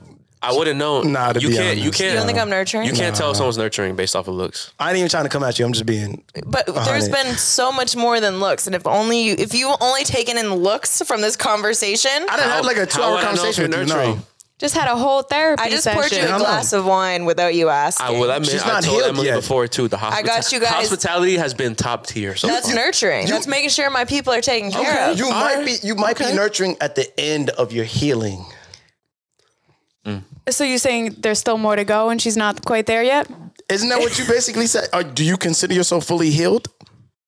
I don't think anyone's fully healed. Boom. So when you get there, No, that's But is never. there ever an end to your healing? There's There's never- always more. It's never. It's never. always learning. I don't know. I've never began It's on it, always so I don't know. a I don't journey. even believe in it, but yeah, we gonna snap it. It's always a journey. That was beautiful. I don't think that it requires being. Oh, It's the journey, not the destination. Wait, hit that There again. we go. Hit that one more time. Welcome to the healing journey process. Hit it one more time for me. Hit it for me one time. Today we are here with Cazo and Chris, and we're joined by Miss Jaime and Emily. And Emily. Today we will be talking enlightening into this spiritual journey. Can we talk more about ass? Guys, I'm bored of healing. Wait, but am I nurturing? I want you to answer if I'm nurturing. Are you nurturing? Yeah. That's a great answer. All right, let's talk about some ass. That's the answer you're supposed to say. No. Because you're her friend. You don't. Okay. Where's my ass? No one. You don't have my back right now on this. PR train. I just said yes. She just said That yes. was not strong. Insecurity, trust issues. Do you don't feel like am I She like, you still haven't healed. I said, am I nurturing? And she goes, yes. You were like, yeah, of course, Jaime. Yeah, I answered immediately. I got a question for you. So you said I'm too ass. sober You said for ass. this. Y'all are 3 drinks in and I'm We'll sober. smoke then real quick. No, we don't have time. I got a question for y'all. This could be off the record. If we need it to No, be. we don't Off give the a fuck. record. Ask us on the record. What does your OnlyFans consist of? Like, how extreme do you go with it? Do you fuck on it? No. I've actually No. never heard personal experience on. Ask us all you want about it. I've for never sure. heard personal experience of what women actually promote on their OnlyFans. Because You wanna see my it could wall? be surface level like lingerie. So personally, my like OnlyFans wall, because it's kind of like Instagram, is sort of like my Instagram feed, but sexier. So it's just maybe like I don't know, like just like staring like up through my eyes and like you see like, you know what Like I'm the saying? sexier Stuff look. like that. Where on Instagram I might just be like posed or like This I is look literally cute. on my wall. That's nothing. That's me and Instagram. PG. Wait, that was Instagram? No, I'm saying that looked like it was Instagram worthy. Yeah. That's like it's. That looks Instagram worthy. That was a little better. Kev was like, let me see. This is not. It's like I'm not gonna post that on Instagram. But is that bad compared to what people post on Instagram? I'm in a Spider-Man. I mean, Pretty costume. wholesome. I ain't gonna lie. That's not as bad as I thought at all. It's lingerie. So that's the wall. Like that's free. Like if you're subscribing. Oh, no. I'm talking about what you pay for. Yeah, what do you they paying pay for? the pay for stuff is I know you got tiers too. They get You to got see the the print? $5.99, the $20.99. You show the print? What? You show the print, What's a print? like your what? pussy print. Like your camel toe? Yeah. Pussy Yeah. prints. Yeah, if you're So paying. you show that. Yeah. What's Also, your tiers? I So do what a do you lot show? of JOIs, which is like jerk off instruction videos. So Okay. I'll talk dirty. Sometimes I can be fully clothed. I literally just be like, hey, you're going to pull your pants down. This is what you're going to do. And I'm clothed and I'll sell that for a lot because the way that I'm taught. The way that, yes. Yo, that's crazy. Okay. There's times where like I'll do that. I do like twerking videos. Sometimes I'm like in lingerie, but like I have clothes on and I'll like strip to my lingerie and like twerk and dance. But like the angles are like, it looks like it's like a POV or something. Then like, I don't know, maybe nudes or something, but like nothing crazy. Yeah. Do you have one set price or do you have different levels? There's different like stuff, and sometimes I like sell things at different prices because like I don't want you to just be like, okay, $5 is like this and like tiers, because then you get used to the prices and you won't buy things. So like sometimes I'll like price something lower that's like a higher video, because then it keeps people like being like, oh wait, I can get that if I pay whatever. They keep buying. Is it actually lucrative for you? Because we never talked to OnlyFans girls, so Really? I'm actually curious to see. They say like a top. I think we finished the line. 1% actually makes money. I have White Claws. What are you? Who is that? What? Who is that? Why don't you just show it? I saw someone's boobies. Straight was that? boobies. Damn. Oh, is that your OnlyFans, Kevin? Kev, you be taking photos like that? Oh, really? Oh. Since when? Yeah, so we're friends with a ton of people who do a bunch of wide range things. Like we have friends who do literally gangbang orgies, and then we have friends who never show their pussy, don't even show their tits on OnlyFans. Gangbang orgies. Yeah. Just, well, I guess. How much people paying for this? It really depends on the girl. Sometimes you'll sell it for as high as $200. I I'm have about to say, friends- if they I pay have $5 friends- a month for a gangbang orgy, that's a deal. I know people That is a personally deal. that are Deal. making $250K easily a month. I know girls who are making $70K a month. I know girls who are making $150K. And I know girls who are making like $250K and they don't show their pussy. They don't show like They just anything. gotta look good. they just have a big following, a lot of traffic. Traffic's huge. It depends on the kind of audience that you have. Is your audience there for you? So like I do comedy. How I started on OnlyFans was I was the stand-up comedian on OnlyFans that did topless comedy sets. So I would record my 5-minute set with my tits out. So I would just do my jokes to the camera with my tits out. And I charged $100. Yeah. And I got recognized by Joey Diaz, the comedian. I don't know if you know who that is. I don't. Off Twitter. For being like a comedian on OnlyFans, but like I didn't like do anything crazy. I never took my underwear off for like the first 8 months and I made $100,000. I made $20,000 in my first month of OnlyFans with never taking my underwear off. I had 5,000 Instagram followers and I quit my corporate job. And I looked at Emily and I was like, I'm going to do social media. And this was during the pandemic, June 2020. And I was like, I'm doing this and I'm trusting myself and I know marketing and we're going to like do this and do a podcast and whatever. And I was like, join me, join the dark side and do OnlyFans and quit your law firm job. And here we are. Damn. I respect that. Yeah. Yeah. Okay. And so I was like, so people like talk about OnlyFans. I moved my brother to Boston. I moved my brother who was homeless to Miami, got him an apartment, got him out of homelessness. We've been able to like grow our social media. Like Emily's making more money than she was making in her other job. Our lives are like pretty dope. At a law firm, you're making more money now? Mm-hmm. Wow, okay. Because there's like entry-level positions at a law firm. Exactly. Snap. Honestly, snap. I don't even know what to say. I'm just... Yeah. I'm in a listening mode right now, for real. This is the first time I heard this, for real. Yeah. I appreciate you opening up like that. Yeah, really. For sure. You got to show the human side of OnlyFans. Yeah, I think like the stuff that we've been able to do for us and the people around us as a result. Like I worked my ass off. I did the conservative route. I did the 9 to 5. I did the like everything that someone would tell you to do in men and women roles in life and whatever. And it didn't work out. And I feel so much more in alignment with who I am. I've grown so much more comfortable with myself and like learned so much about myself. And I've learned so much about who takes me for me and who takes me for my body. And I can read that very easily. And that has like changed my life. And so like we surround ourselves with good people. We can support the people around us. We can help them. Like we both came from like really shitty lives. And a lot of people are like, you do OnlyFans because you didn't have a dad. Yeah, no shit. Like if I had a dad who loved me, I probably wouldn't be doing this because he would have provided me with a life that I wouldn't need to. Right. But I'm like, why would I slave away in a 9 to 5 to make shit money? Or I could have fun, travel, do what I like, build a legacy for us, grow this podcast, have this studio, help my brother out of homelessness, provide Christmases that my family could never have, support people, be like a giving, loving person. This gave me the money and the lifestyle to do that. I have to show my tits to do that. Fuck it. Fuck what anyone thinks. I get to give and love people, and those people see me and love me for who I am. That's all that matters. There we go. Okay. Hit that button. I love that. That was beautiful. Yeah, that was tough. I'm not gonna lie. I gotta pee real quick. So I do too. I don't know if I gotta like. Okay, let's do. I think you're taking a break. Damn. We missed that.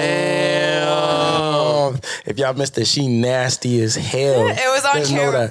Okay, she nasty. We missed all the period play. The cat behind me, I'm kind of freaking out. Okay, Harley. Did she jump up on you? Oh no, that was a tree. You're not even high and you're paranoid. Hey. Harley. I'm so. She's probably just gonna chill behind you and not do anything. Yo, they're sweet. They're very sweet. They won't attack you or anything. I'm so scared.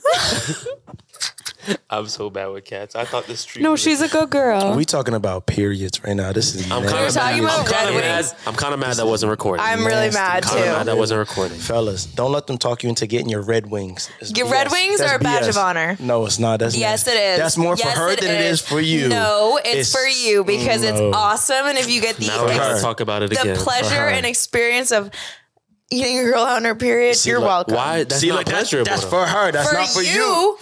No. But if you enjoy giving pleasure, I've had men eat my pussy like they're thankful in all states. They're dirty. And it's amazing. They just want to fuck. That's it. They lying. It doesn't matter. Cool to each his own. Did I come?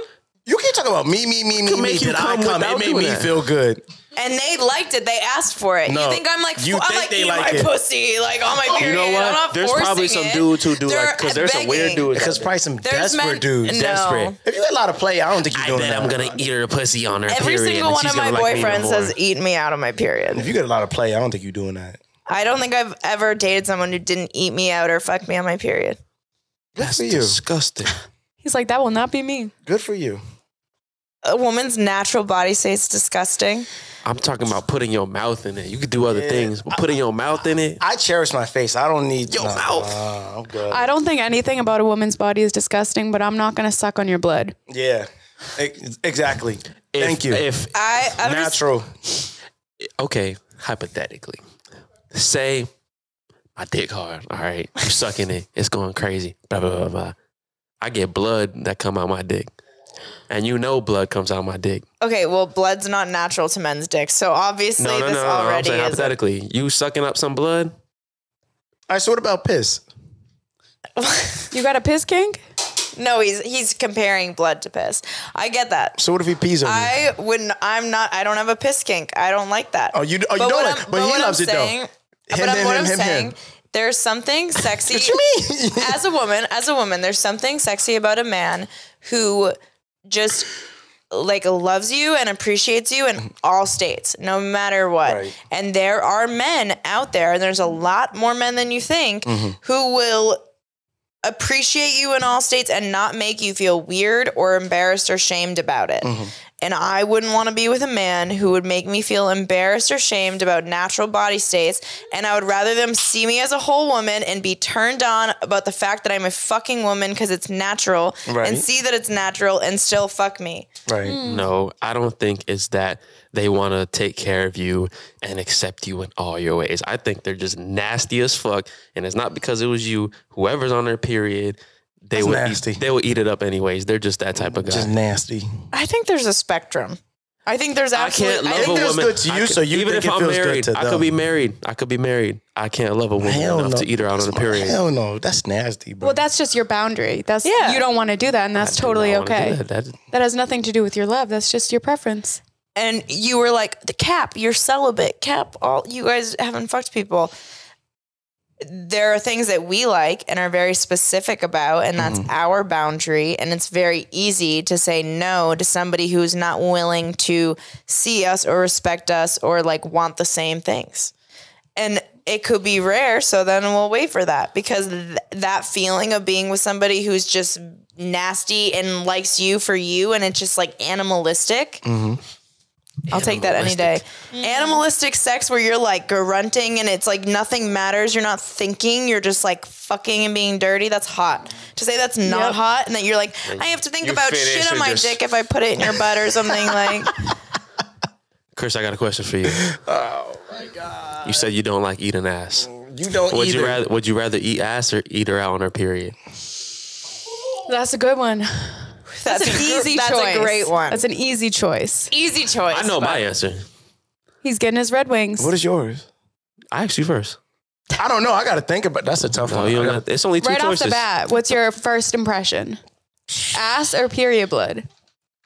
Don't be a pussy. Both are fully showered and cleaned. And period blood doesn't mean there's a fucking gallon of blood down there. Oh, there's a gallon. Depending on what day of the week. That's not how it works. It's It's the really first like day. 2 tablespoons. No, the second day is the worst. You're right, the second day. Because he knows, because he's had his Red Wings. Oh, I've fucked on the period before. You ever fucked a girl into her period? Oh, that's the worst. What? Who do you think I am? No, like the dick is just so big she gets her period. I'm messing up her cycle? Yeah, No, that happens. Yeah. You literally fuck up her cycle with the dick. I have done that. Because sometimes you get fucked and it hits your cervix, and then all of a sudden you start bleeding, and you're like 3 days early. I've heard that before. Yeah, it's a thing. Yeah.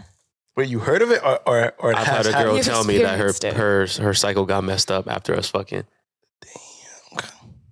You're learning. All right, so we're not going to let you off, though. Yeah, you Ass gotta or answer Red the question. Wings? Eat ass or Red Wings?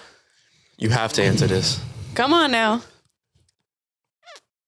I'm an ass eater. Fuck it. Why you are.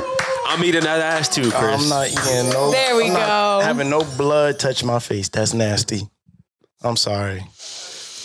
That might be a turn off to you, but I'm sorry. That's not happening at all. I don't care how good she looks. Yeah, we dried her pussy up. So here's the thing. I don't look. think I'd want a man if it was a one night stand and he was willing to just like put his face in a pussy full of blood. That's nasty. Like a rando's. You gotta like, be a dirty. If we're, that's nasty. If we're dirty. And also as a woman, I wouldn't want to just fuck someone random or like someone I'm not really connected or emotional or intimate with on my period. I'd feel embarrassed. I'd feel weird. It would just be uncomfortable. Yeah. If you're my boyfriend and we're together and like maybe it's a trip and we're long distance and I'm on my period. And you're not going to eat me out the whole time or whatever. Someone could have their tampon and you could eat them out and like make them come from their clit and not get any blood on you. That might be a different story. While they're on their period, you might get a little copper taste while you're doing it. That ain't no problem. But like, that's different. But you know what I mean? It's natural. Or like maybe the times that you're about to fuck, they go down on you and there could be like blood on your thighs and the bottom of your pussy and whatever. If there's some blood and you don't care and you don't make me feel weird about it, if it does happen, imagine if like it was an accident and you're eating someone out and you come up and you're going, oh, fuck, what the hell? Oh, this is disgusting. As you're eating someone out and they're naked, like how would that girl feel? I wouldn't make a scene out of it. Do you know what I mean? But so like, I would. but yeah, he would. So like, You'd probably be like, how dare you? What the hell I is would going on with you? I would never sleep Get with out. somebody again. I would feel so uncomfortable, and I was like, you just made me feel so uncomfortable in my most intimate, vulnerable moment. That's such a turnoff to me. I want someone who's a man and is like, you know what? I don't give a fuck. You're hot. You're my woman. I'll take it and like whatever, like a champ. It doesn't mean Why did you that saying you're a man? because I think Can you it's just a say manly it's a preference? thing. It's just a preference with the I don't guy. think it's a manly That doesn't thing. make I you think a it's preference thing. It doesn't make you a man because he likes what you like. We're gonna do a poll for real. Maybe her man. Like the men she's That's into. what I'm saying. That's a preference. You're for saying, oh, me- he's a man if he eats me out and all my I blood guess is all over him. my opinion on what a man would be that. Okay, all right, fair. Because there's nothing more sexy and just manly dirty. and masculine You're than nasty. somebody Filthy. who is just so comfortable with themselves and natural things that happen. Fatherless behavior. You think cavemen were having these conversations on fucking podcasts? We have a pillow that says fatherless know. behavior. It's nothing new.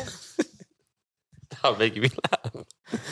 Look at his pillow. Hey, yo, Look at his pillow. what's good? What happened? Dad club. What? That's why I said that, because I saw the pillow. There we go.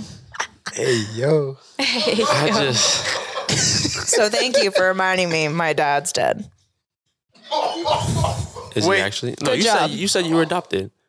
Yeah, and that one died. Are you being serious right now? Yeah.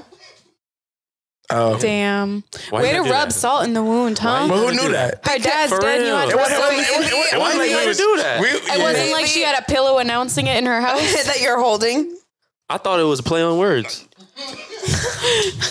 So are you really a whore? No, but my I dad. did. Okay. But you know what? This is a whore home. Yeah, it says a whore home. I This didn't. is a So whore home. But you know, sometimes when you say fatherless behavior, It's on Think your a got little. a pillow. Like, what? think a little. You sound like you're rocking it with pride. Like Because said it 'cause of the because pillow. men Yeah. will say it. Men will say it though based off a look. So for marketing and to play into it and it like not bother you, of course I play into it. Every person who goes to my Instagram is like, she doesn't have a dad. No shit. So you know what I'm gonna play into? I don't have a dad. My dad's. They're like, fatherless behavior. I'm like, yes, he died in 2016. See, we're not those type of guys. I didn't know that. I was saying it because of the pillow. I know. I think it's so. I thought that whole I'm interaction. actually- this that's might be like the name of the episode. That's a personal Fatherless bit for behavior. me. Is when like when men say that, I'm like, yeah, he's dead, and they're like, what? Like, how do you that's respond to that? That's so funny, at putting you in that uncomfortable position. You could feel how uncomfortable I got. loved it. I lived for it. You are sick. Yeah. You Seek sick help. motherfucker. Well, she's healing. Remember that. she's healing. Remember that. And part of healing is coping with humor. You have a dark Yeah. humor side. Oh, absolutely. Why do you think I did comedy? How else do you get through it? You make jokes. Right. Absolutely. And like part of it is like sometimes I don't need to make other people laugh. Sometimes I just need to make me laugh. Amen. And putting people and pointing out those really uncomfortable things, and you sit there and I watch you like be like, what do I say? I'm gonna think about that later. Damn, I had to look at Kev. I'm like, I don't know what to say to that. I mean, I didn't really feel uncomfortable. She was rocking it with pride, like. Yeah, because you said it to me. Of course, you're not gonna feel comfortable. Hold up the pillow. I just said fatherless behavior. That's the thumbnail. Dead Dad Club. Title of the episode is fatherless behavior. Yeah. Facts. There we go. Facts. I like that. We can Are we do doing that. like an outro, or how do y'all? Yeah, so we normally just say like follow us on blank blank blank. Where can everyone find you guys? Y'all go first. Okay, I guess we'll go first. Nah, ladies first. Because technically they gotta end. You can find me in your dad's DMs while he eats my fucking period pussy. Oh. He's like, my parents have been together for 30 years. That doesn't stop most men, as you would know. Go ahead. What? Oh, you can find us on YouTube, Spotify, Apple Podcasts, wherever you stream your podcast, TikTok, Instagram, Twitter. Anywhere. 2 Girls, 1 Blunt podcast. You can find her at Emily Chestnut and me at the Jamie Lee Show. It's spelled like Jaime, Jaime. Jaime. It's actually at Loud Emily. I said that right? No, you said Emily Chestnut. Yeah, I was about to say, that's her I was like, I OnlyFans. saw you can subscribe to her OnlyFans at onlyfans.com// Emily Chestnut. There we go. Fellas, if you're trying to get your red wings, you know who to hit up. Jamie Lee Comedy. Right? All right. No, not But anyone. you gotta be like dark skin. No. Emily. Yeah. I like them all. I don't What really is your have a type? type. What's my type? What do you think my type is based on our conversation? I don't know. I'm asking. That's Dirty, what- just men who are just gonna dog you. Just. But what does that look like, though? Yeah, she's happy about it. I like a lot of different kinds of men. I think personality is huge. Someone who makes me laugh. Someone who makes me feel safe. And I think that is an animal. sexually explorative. I think that. Who is animalistic in bed? Yeah. Yeah. You know when he growls when he takes you from behind? That's just, that's hot. I think, but I don't ask for what I can't provide. So that's all I have to say. She had to look at the camera to do that. I'm letting y'all know. But my recent ex was also black. So they like black men. But all my other exes were white. Black men don't cheat. But now, Yeah, but the recent one was black. That means White you're men not do coming back. cheat. All men they cheat. do. All women cheat. cheat. And he was Haitian. Light And skins don't apparently cheat. Haitian men cheat a lot. We don't Haitian cheat. men have like 9 families. Us light skins, Yeah. we don't cheat. We don't ever do that.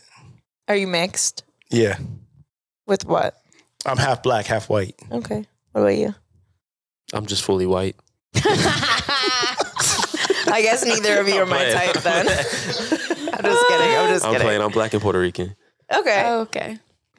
I'm just a mutt. You said you're Irish. I'm Irish. I'm full Are you everything. lying?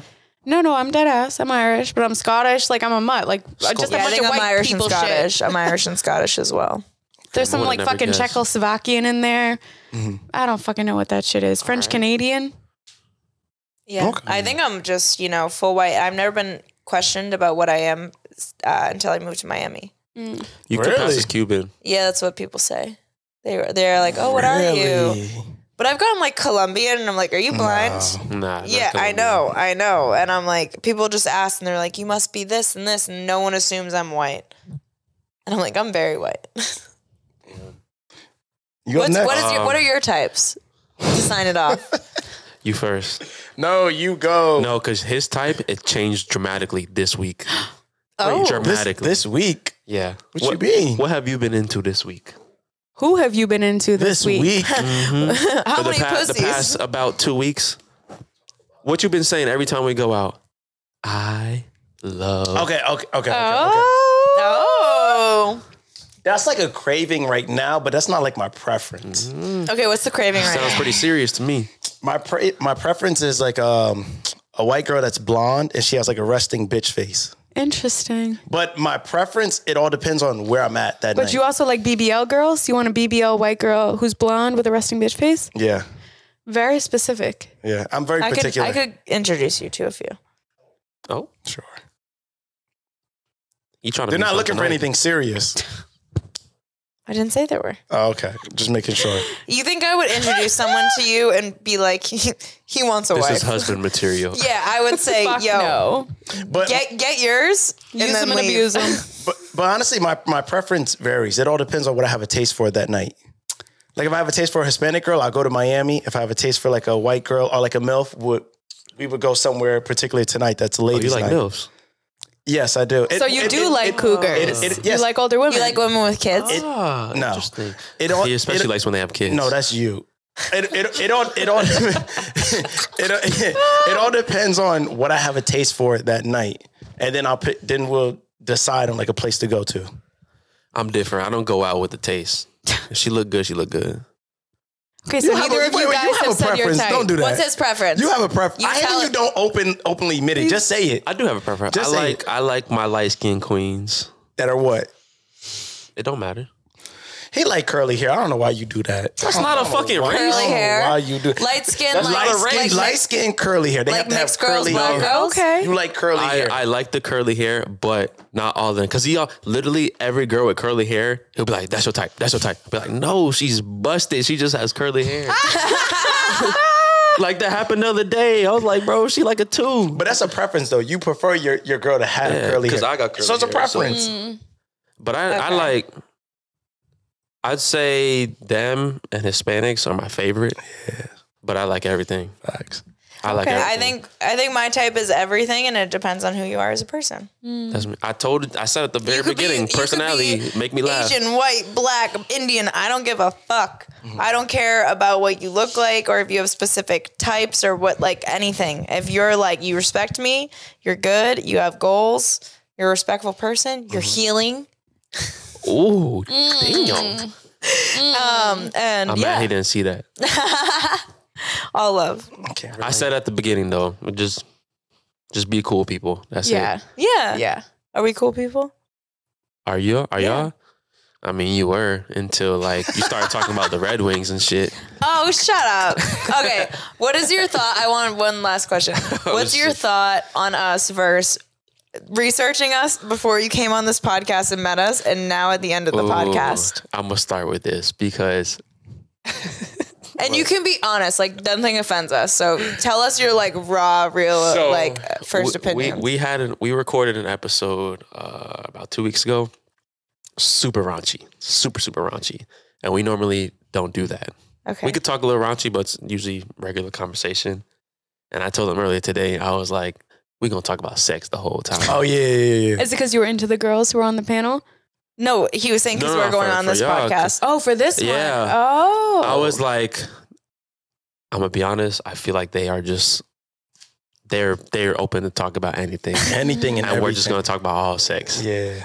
And we did not do that at all. We talked about sex a little bit, but we talked about real shit. Yeah. Mm-hmm. So, like you said, the way you portray it is like, you know, this sex symbol, sex figure, whatever, because it's good marketing. But now as we're sitting here talking, I mean, you both definitely still have that freaky side. Mm-hmm, for sure. We can see that. Yeah. We ain't eating Red Wings. However, it's not just like, you know, we could talk about anything. It's just comfortable. So this is the longest we recorded by far. Oh yeah, same for us. This is the longest episode. I think the longest we recorded before this was maybe an hour and a half. This felt like an hour. This felt so quick. Yeah, it did. I can't see, but I'm guessing it's at like 3 hours. Yeah. About there. Yeah. Damn. And the longest we did was an hour and a half. That was with intermissions. That was with us playing music. That wasn't even like a full conversation. This was like almost a 3-hour conversation straight. Yeah. First time this ever happened. So this was fun for real. So what did you think of us? I liked you guys. Yeah. What did you think of us beforehand? I'm spilling my heart out. She says, I like you guys. No. Okay. So when I saw you guys online, I think I found you guys from like the music thing. Mm-hmm. So that automatically shows like personality to me and like can have fun. And I like was like relating to it. So I liked that immediately. Mm-hmm. Then I saw you guys having conversations about like relationships and stuff, and you were having like real conversations. And so I was like, I like that. I like real conversations. So I literally commented. I was like, how do I get on this podcast? And that's how we got here. Yeah. Someone messaged me and they're like, yeah, let's do it. Let's collab. And I was like, perfect. It was actually perfect. I had seen your comment on TikTok, and our TikTok comments get so lost. So I was like, it just so happened to be, I opened the app and I was kind of clearing the notifications, saw your comment, and then I think I saw you had followed us on Instagram first. Yeah. Now you're in Miami, so I'm like, oh, this is perfect. Yeah. Because we've been looking to find more collabs too. This is our first, I feel like this is our first official collab. This is our first official one. We had one like 2 years ago, but that don't really count because Chris made them end their career, so... Oh, fuck. That's a story. We'll have to collab again. I definitely think that because we're in the same area. They stopped podcasting because of him. No. Why? Why? Is it because you wouldn't talk to them? He capping. Don't listen to him. You heard their feelings. For real, don't listen to him. Are we all good? Thank you. We good? Get the camera off me. So did we, from meeting us and having a conversation with us today, what did you learn that you'll take differently, I guess, into the world? Did you learn anything? Did it make you see anything differently that you'll like? The OnlyFans talk opened my mind a lot. Yeah.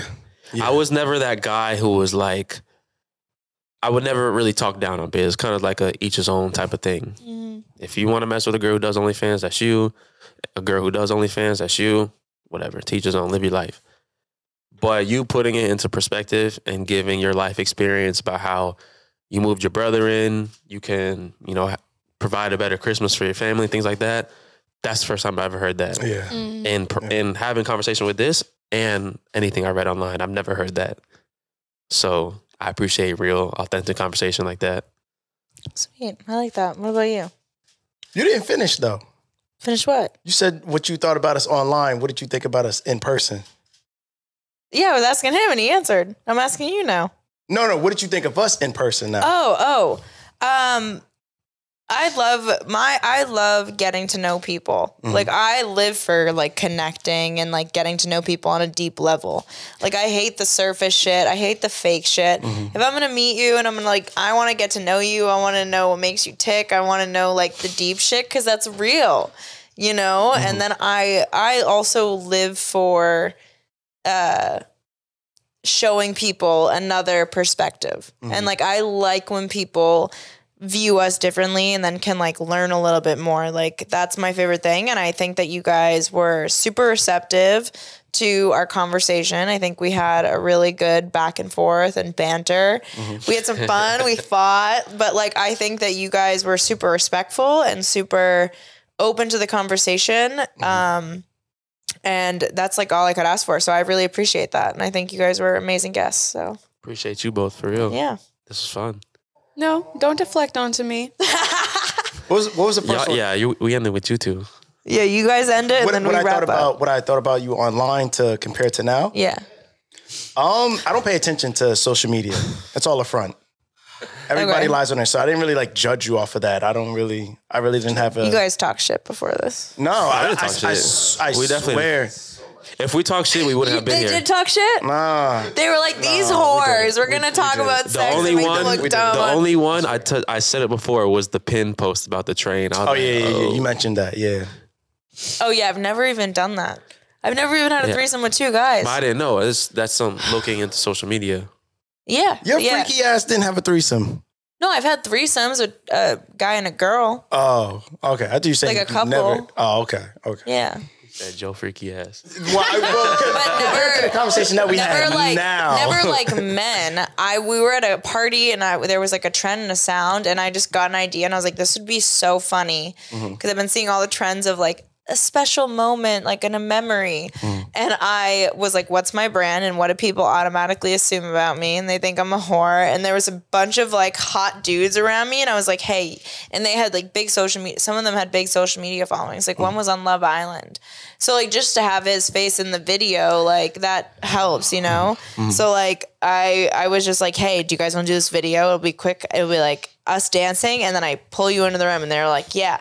I was like, I want it to make like you guys are all following me. Oh, I know who you're talking about. Okay. Yeah, I see him in a video. Okay. Yeah.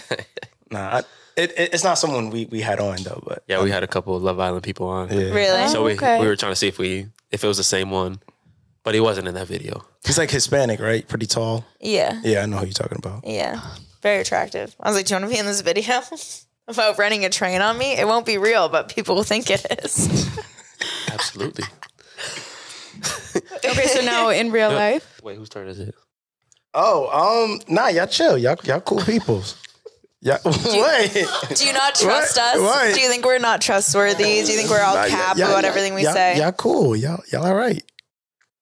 That was big praise. After that whole therapy session. Big praise. Thank you. Honestly, we appreciate that for you being vulnerable and letting us know that we're cool. I know that was hard for you. That was hard for you. Nah, y'all cool people. He's like adjusting. He's stressed out right now. Nah, I'm cool. I'm chilling. So are we going to the club after this or what? Like, nah, y'all awesome people. Y'all vibes, like, Big vibes. Yeah. We could be cool. Everyone's so awkward. We could definitely do another collab. 100%. Thank you so much. Yeah. All right, you, Emily. I liked your content. Like you said, like I know social media, like we're all putting on characters and we're all, it's exaggerated forms of ourselves. So I really try not to judge, especially with Andrew Tate. I feel like I've been like, fuck, maybe I shouldn't judge people so harshly based on what I see online and get to know them in person. And even though you're a little bit emotionally stunted, I also... Damn. Wait, we were talking about us. You said, damn, you just came at me like that. That's crazy. It's about you now. That's crazy. Where's the rest of this blunt? You guys are both hilarious I and appreciate that. I think you're both very caring and genuine people. And Both of us? Both of you. Both of us. Both of us, yes. I think through your tough exterior and all your like hurtness. Teddy bear. Yeah. He's just mad because it's true. No, I think that you are a better person than you let off. Don't roll your eyes. You rolling your eyes over there? He's fucking rolling his whole head. Y'all got it. Go ahead. Sometimes you just need people to see that through the tough exterior. Yeah. And like show that they like will fight to get to know that side of you. Facts. So I love it. Hit that. Can you hit that point? I can't reach it. The healing? Yeah. therapy. There we go. Sign up on BetterHelp today. You know what? Y'all Just made kidding. me BetterHelp sucks. Y'all made me second guess healing. It might be You don't want to do it? No. I might a teeny bit believe that it exists. I A teeny bit. That's growth. Yeah, that's growth. It's only been 3 hours. Hey. No, I Give think us another 6 1% months. you know better what? every I day. think there's a lot of people that weaponize healing, and I think there's a lot of people who talk healing and use all these fucking terms and narcissist and massage. They have no idea what the fuck they're talking about, and they just like throw it out. And those people are also the most unhealed people. Yes. And so they taint like the conversation because those are the ones that are having conversations and willing to talk, especially if you're talking to people down here. So we totally see that, and we're all for breaking the stereotype and letting people know. Like for us, we're all human. And I think at the end of the day, when you just see people as human and as people who have been through shit, and like you humanize them and you take away all the judgment from like regular shit, we're all people. Like we all want to be seen like that. You know what I mean? So we love that. Thank you so much for coming on. Yes, We're happy to be on on your podcast too, because we're sharing this on both platforms. Absolutely. Where can we find you guys? These two are lovely ladies. Well, go ahead. since we're here, you can follow this beautiful podcast at Yes. Can I Buy With Y'all Podcast on all platforms: TikTok, Snapchat, Instagram, YouTube, Apple Podcasts, Spotify, Stitcher, Amazon, Pandora, Snapchat. I said Snapchat, Twitter, Facebook. We all over the place. Shit. This was fun for real. Yeah.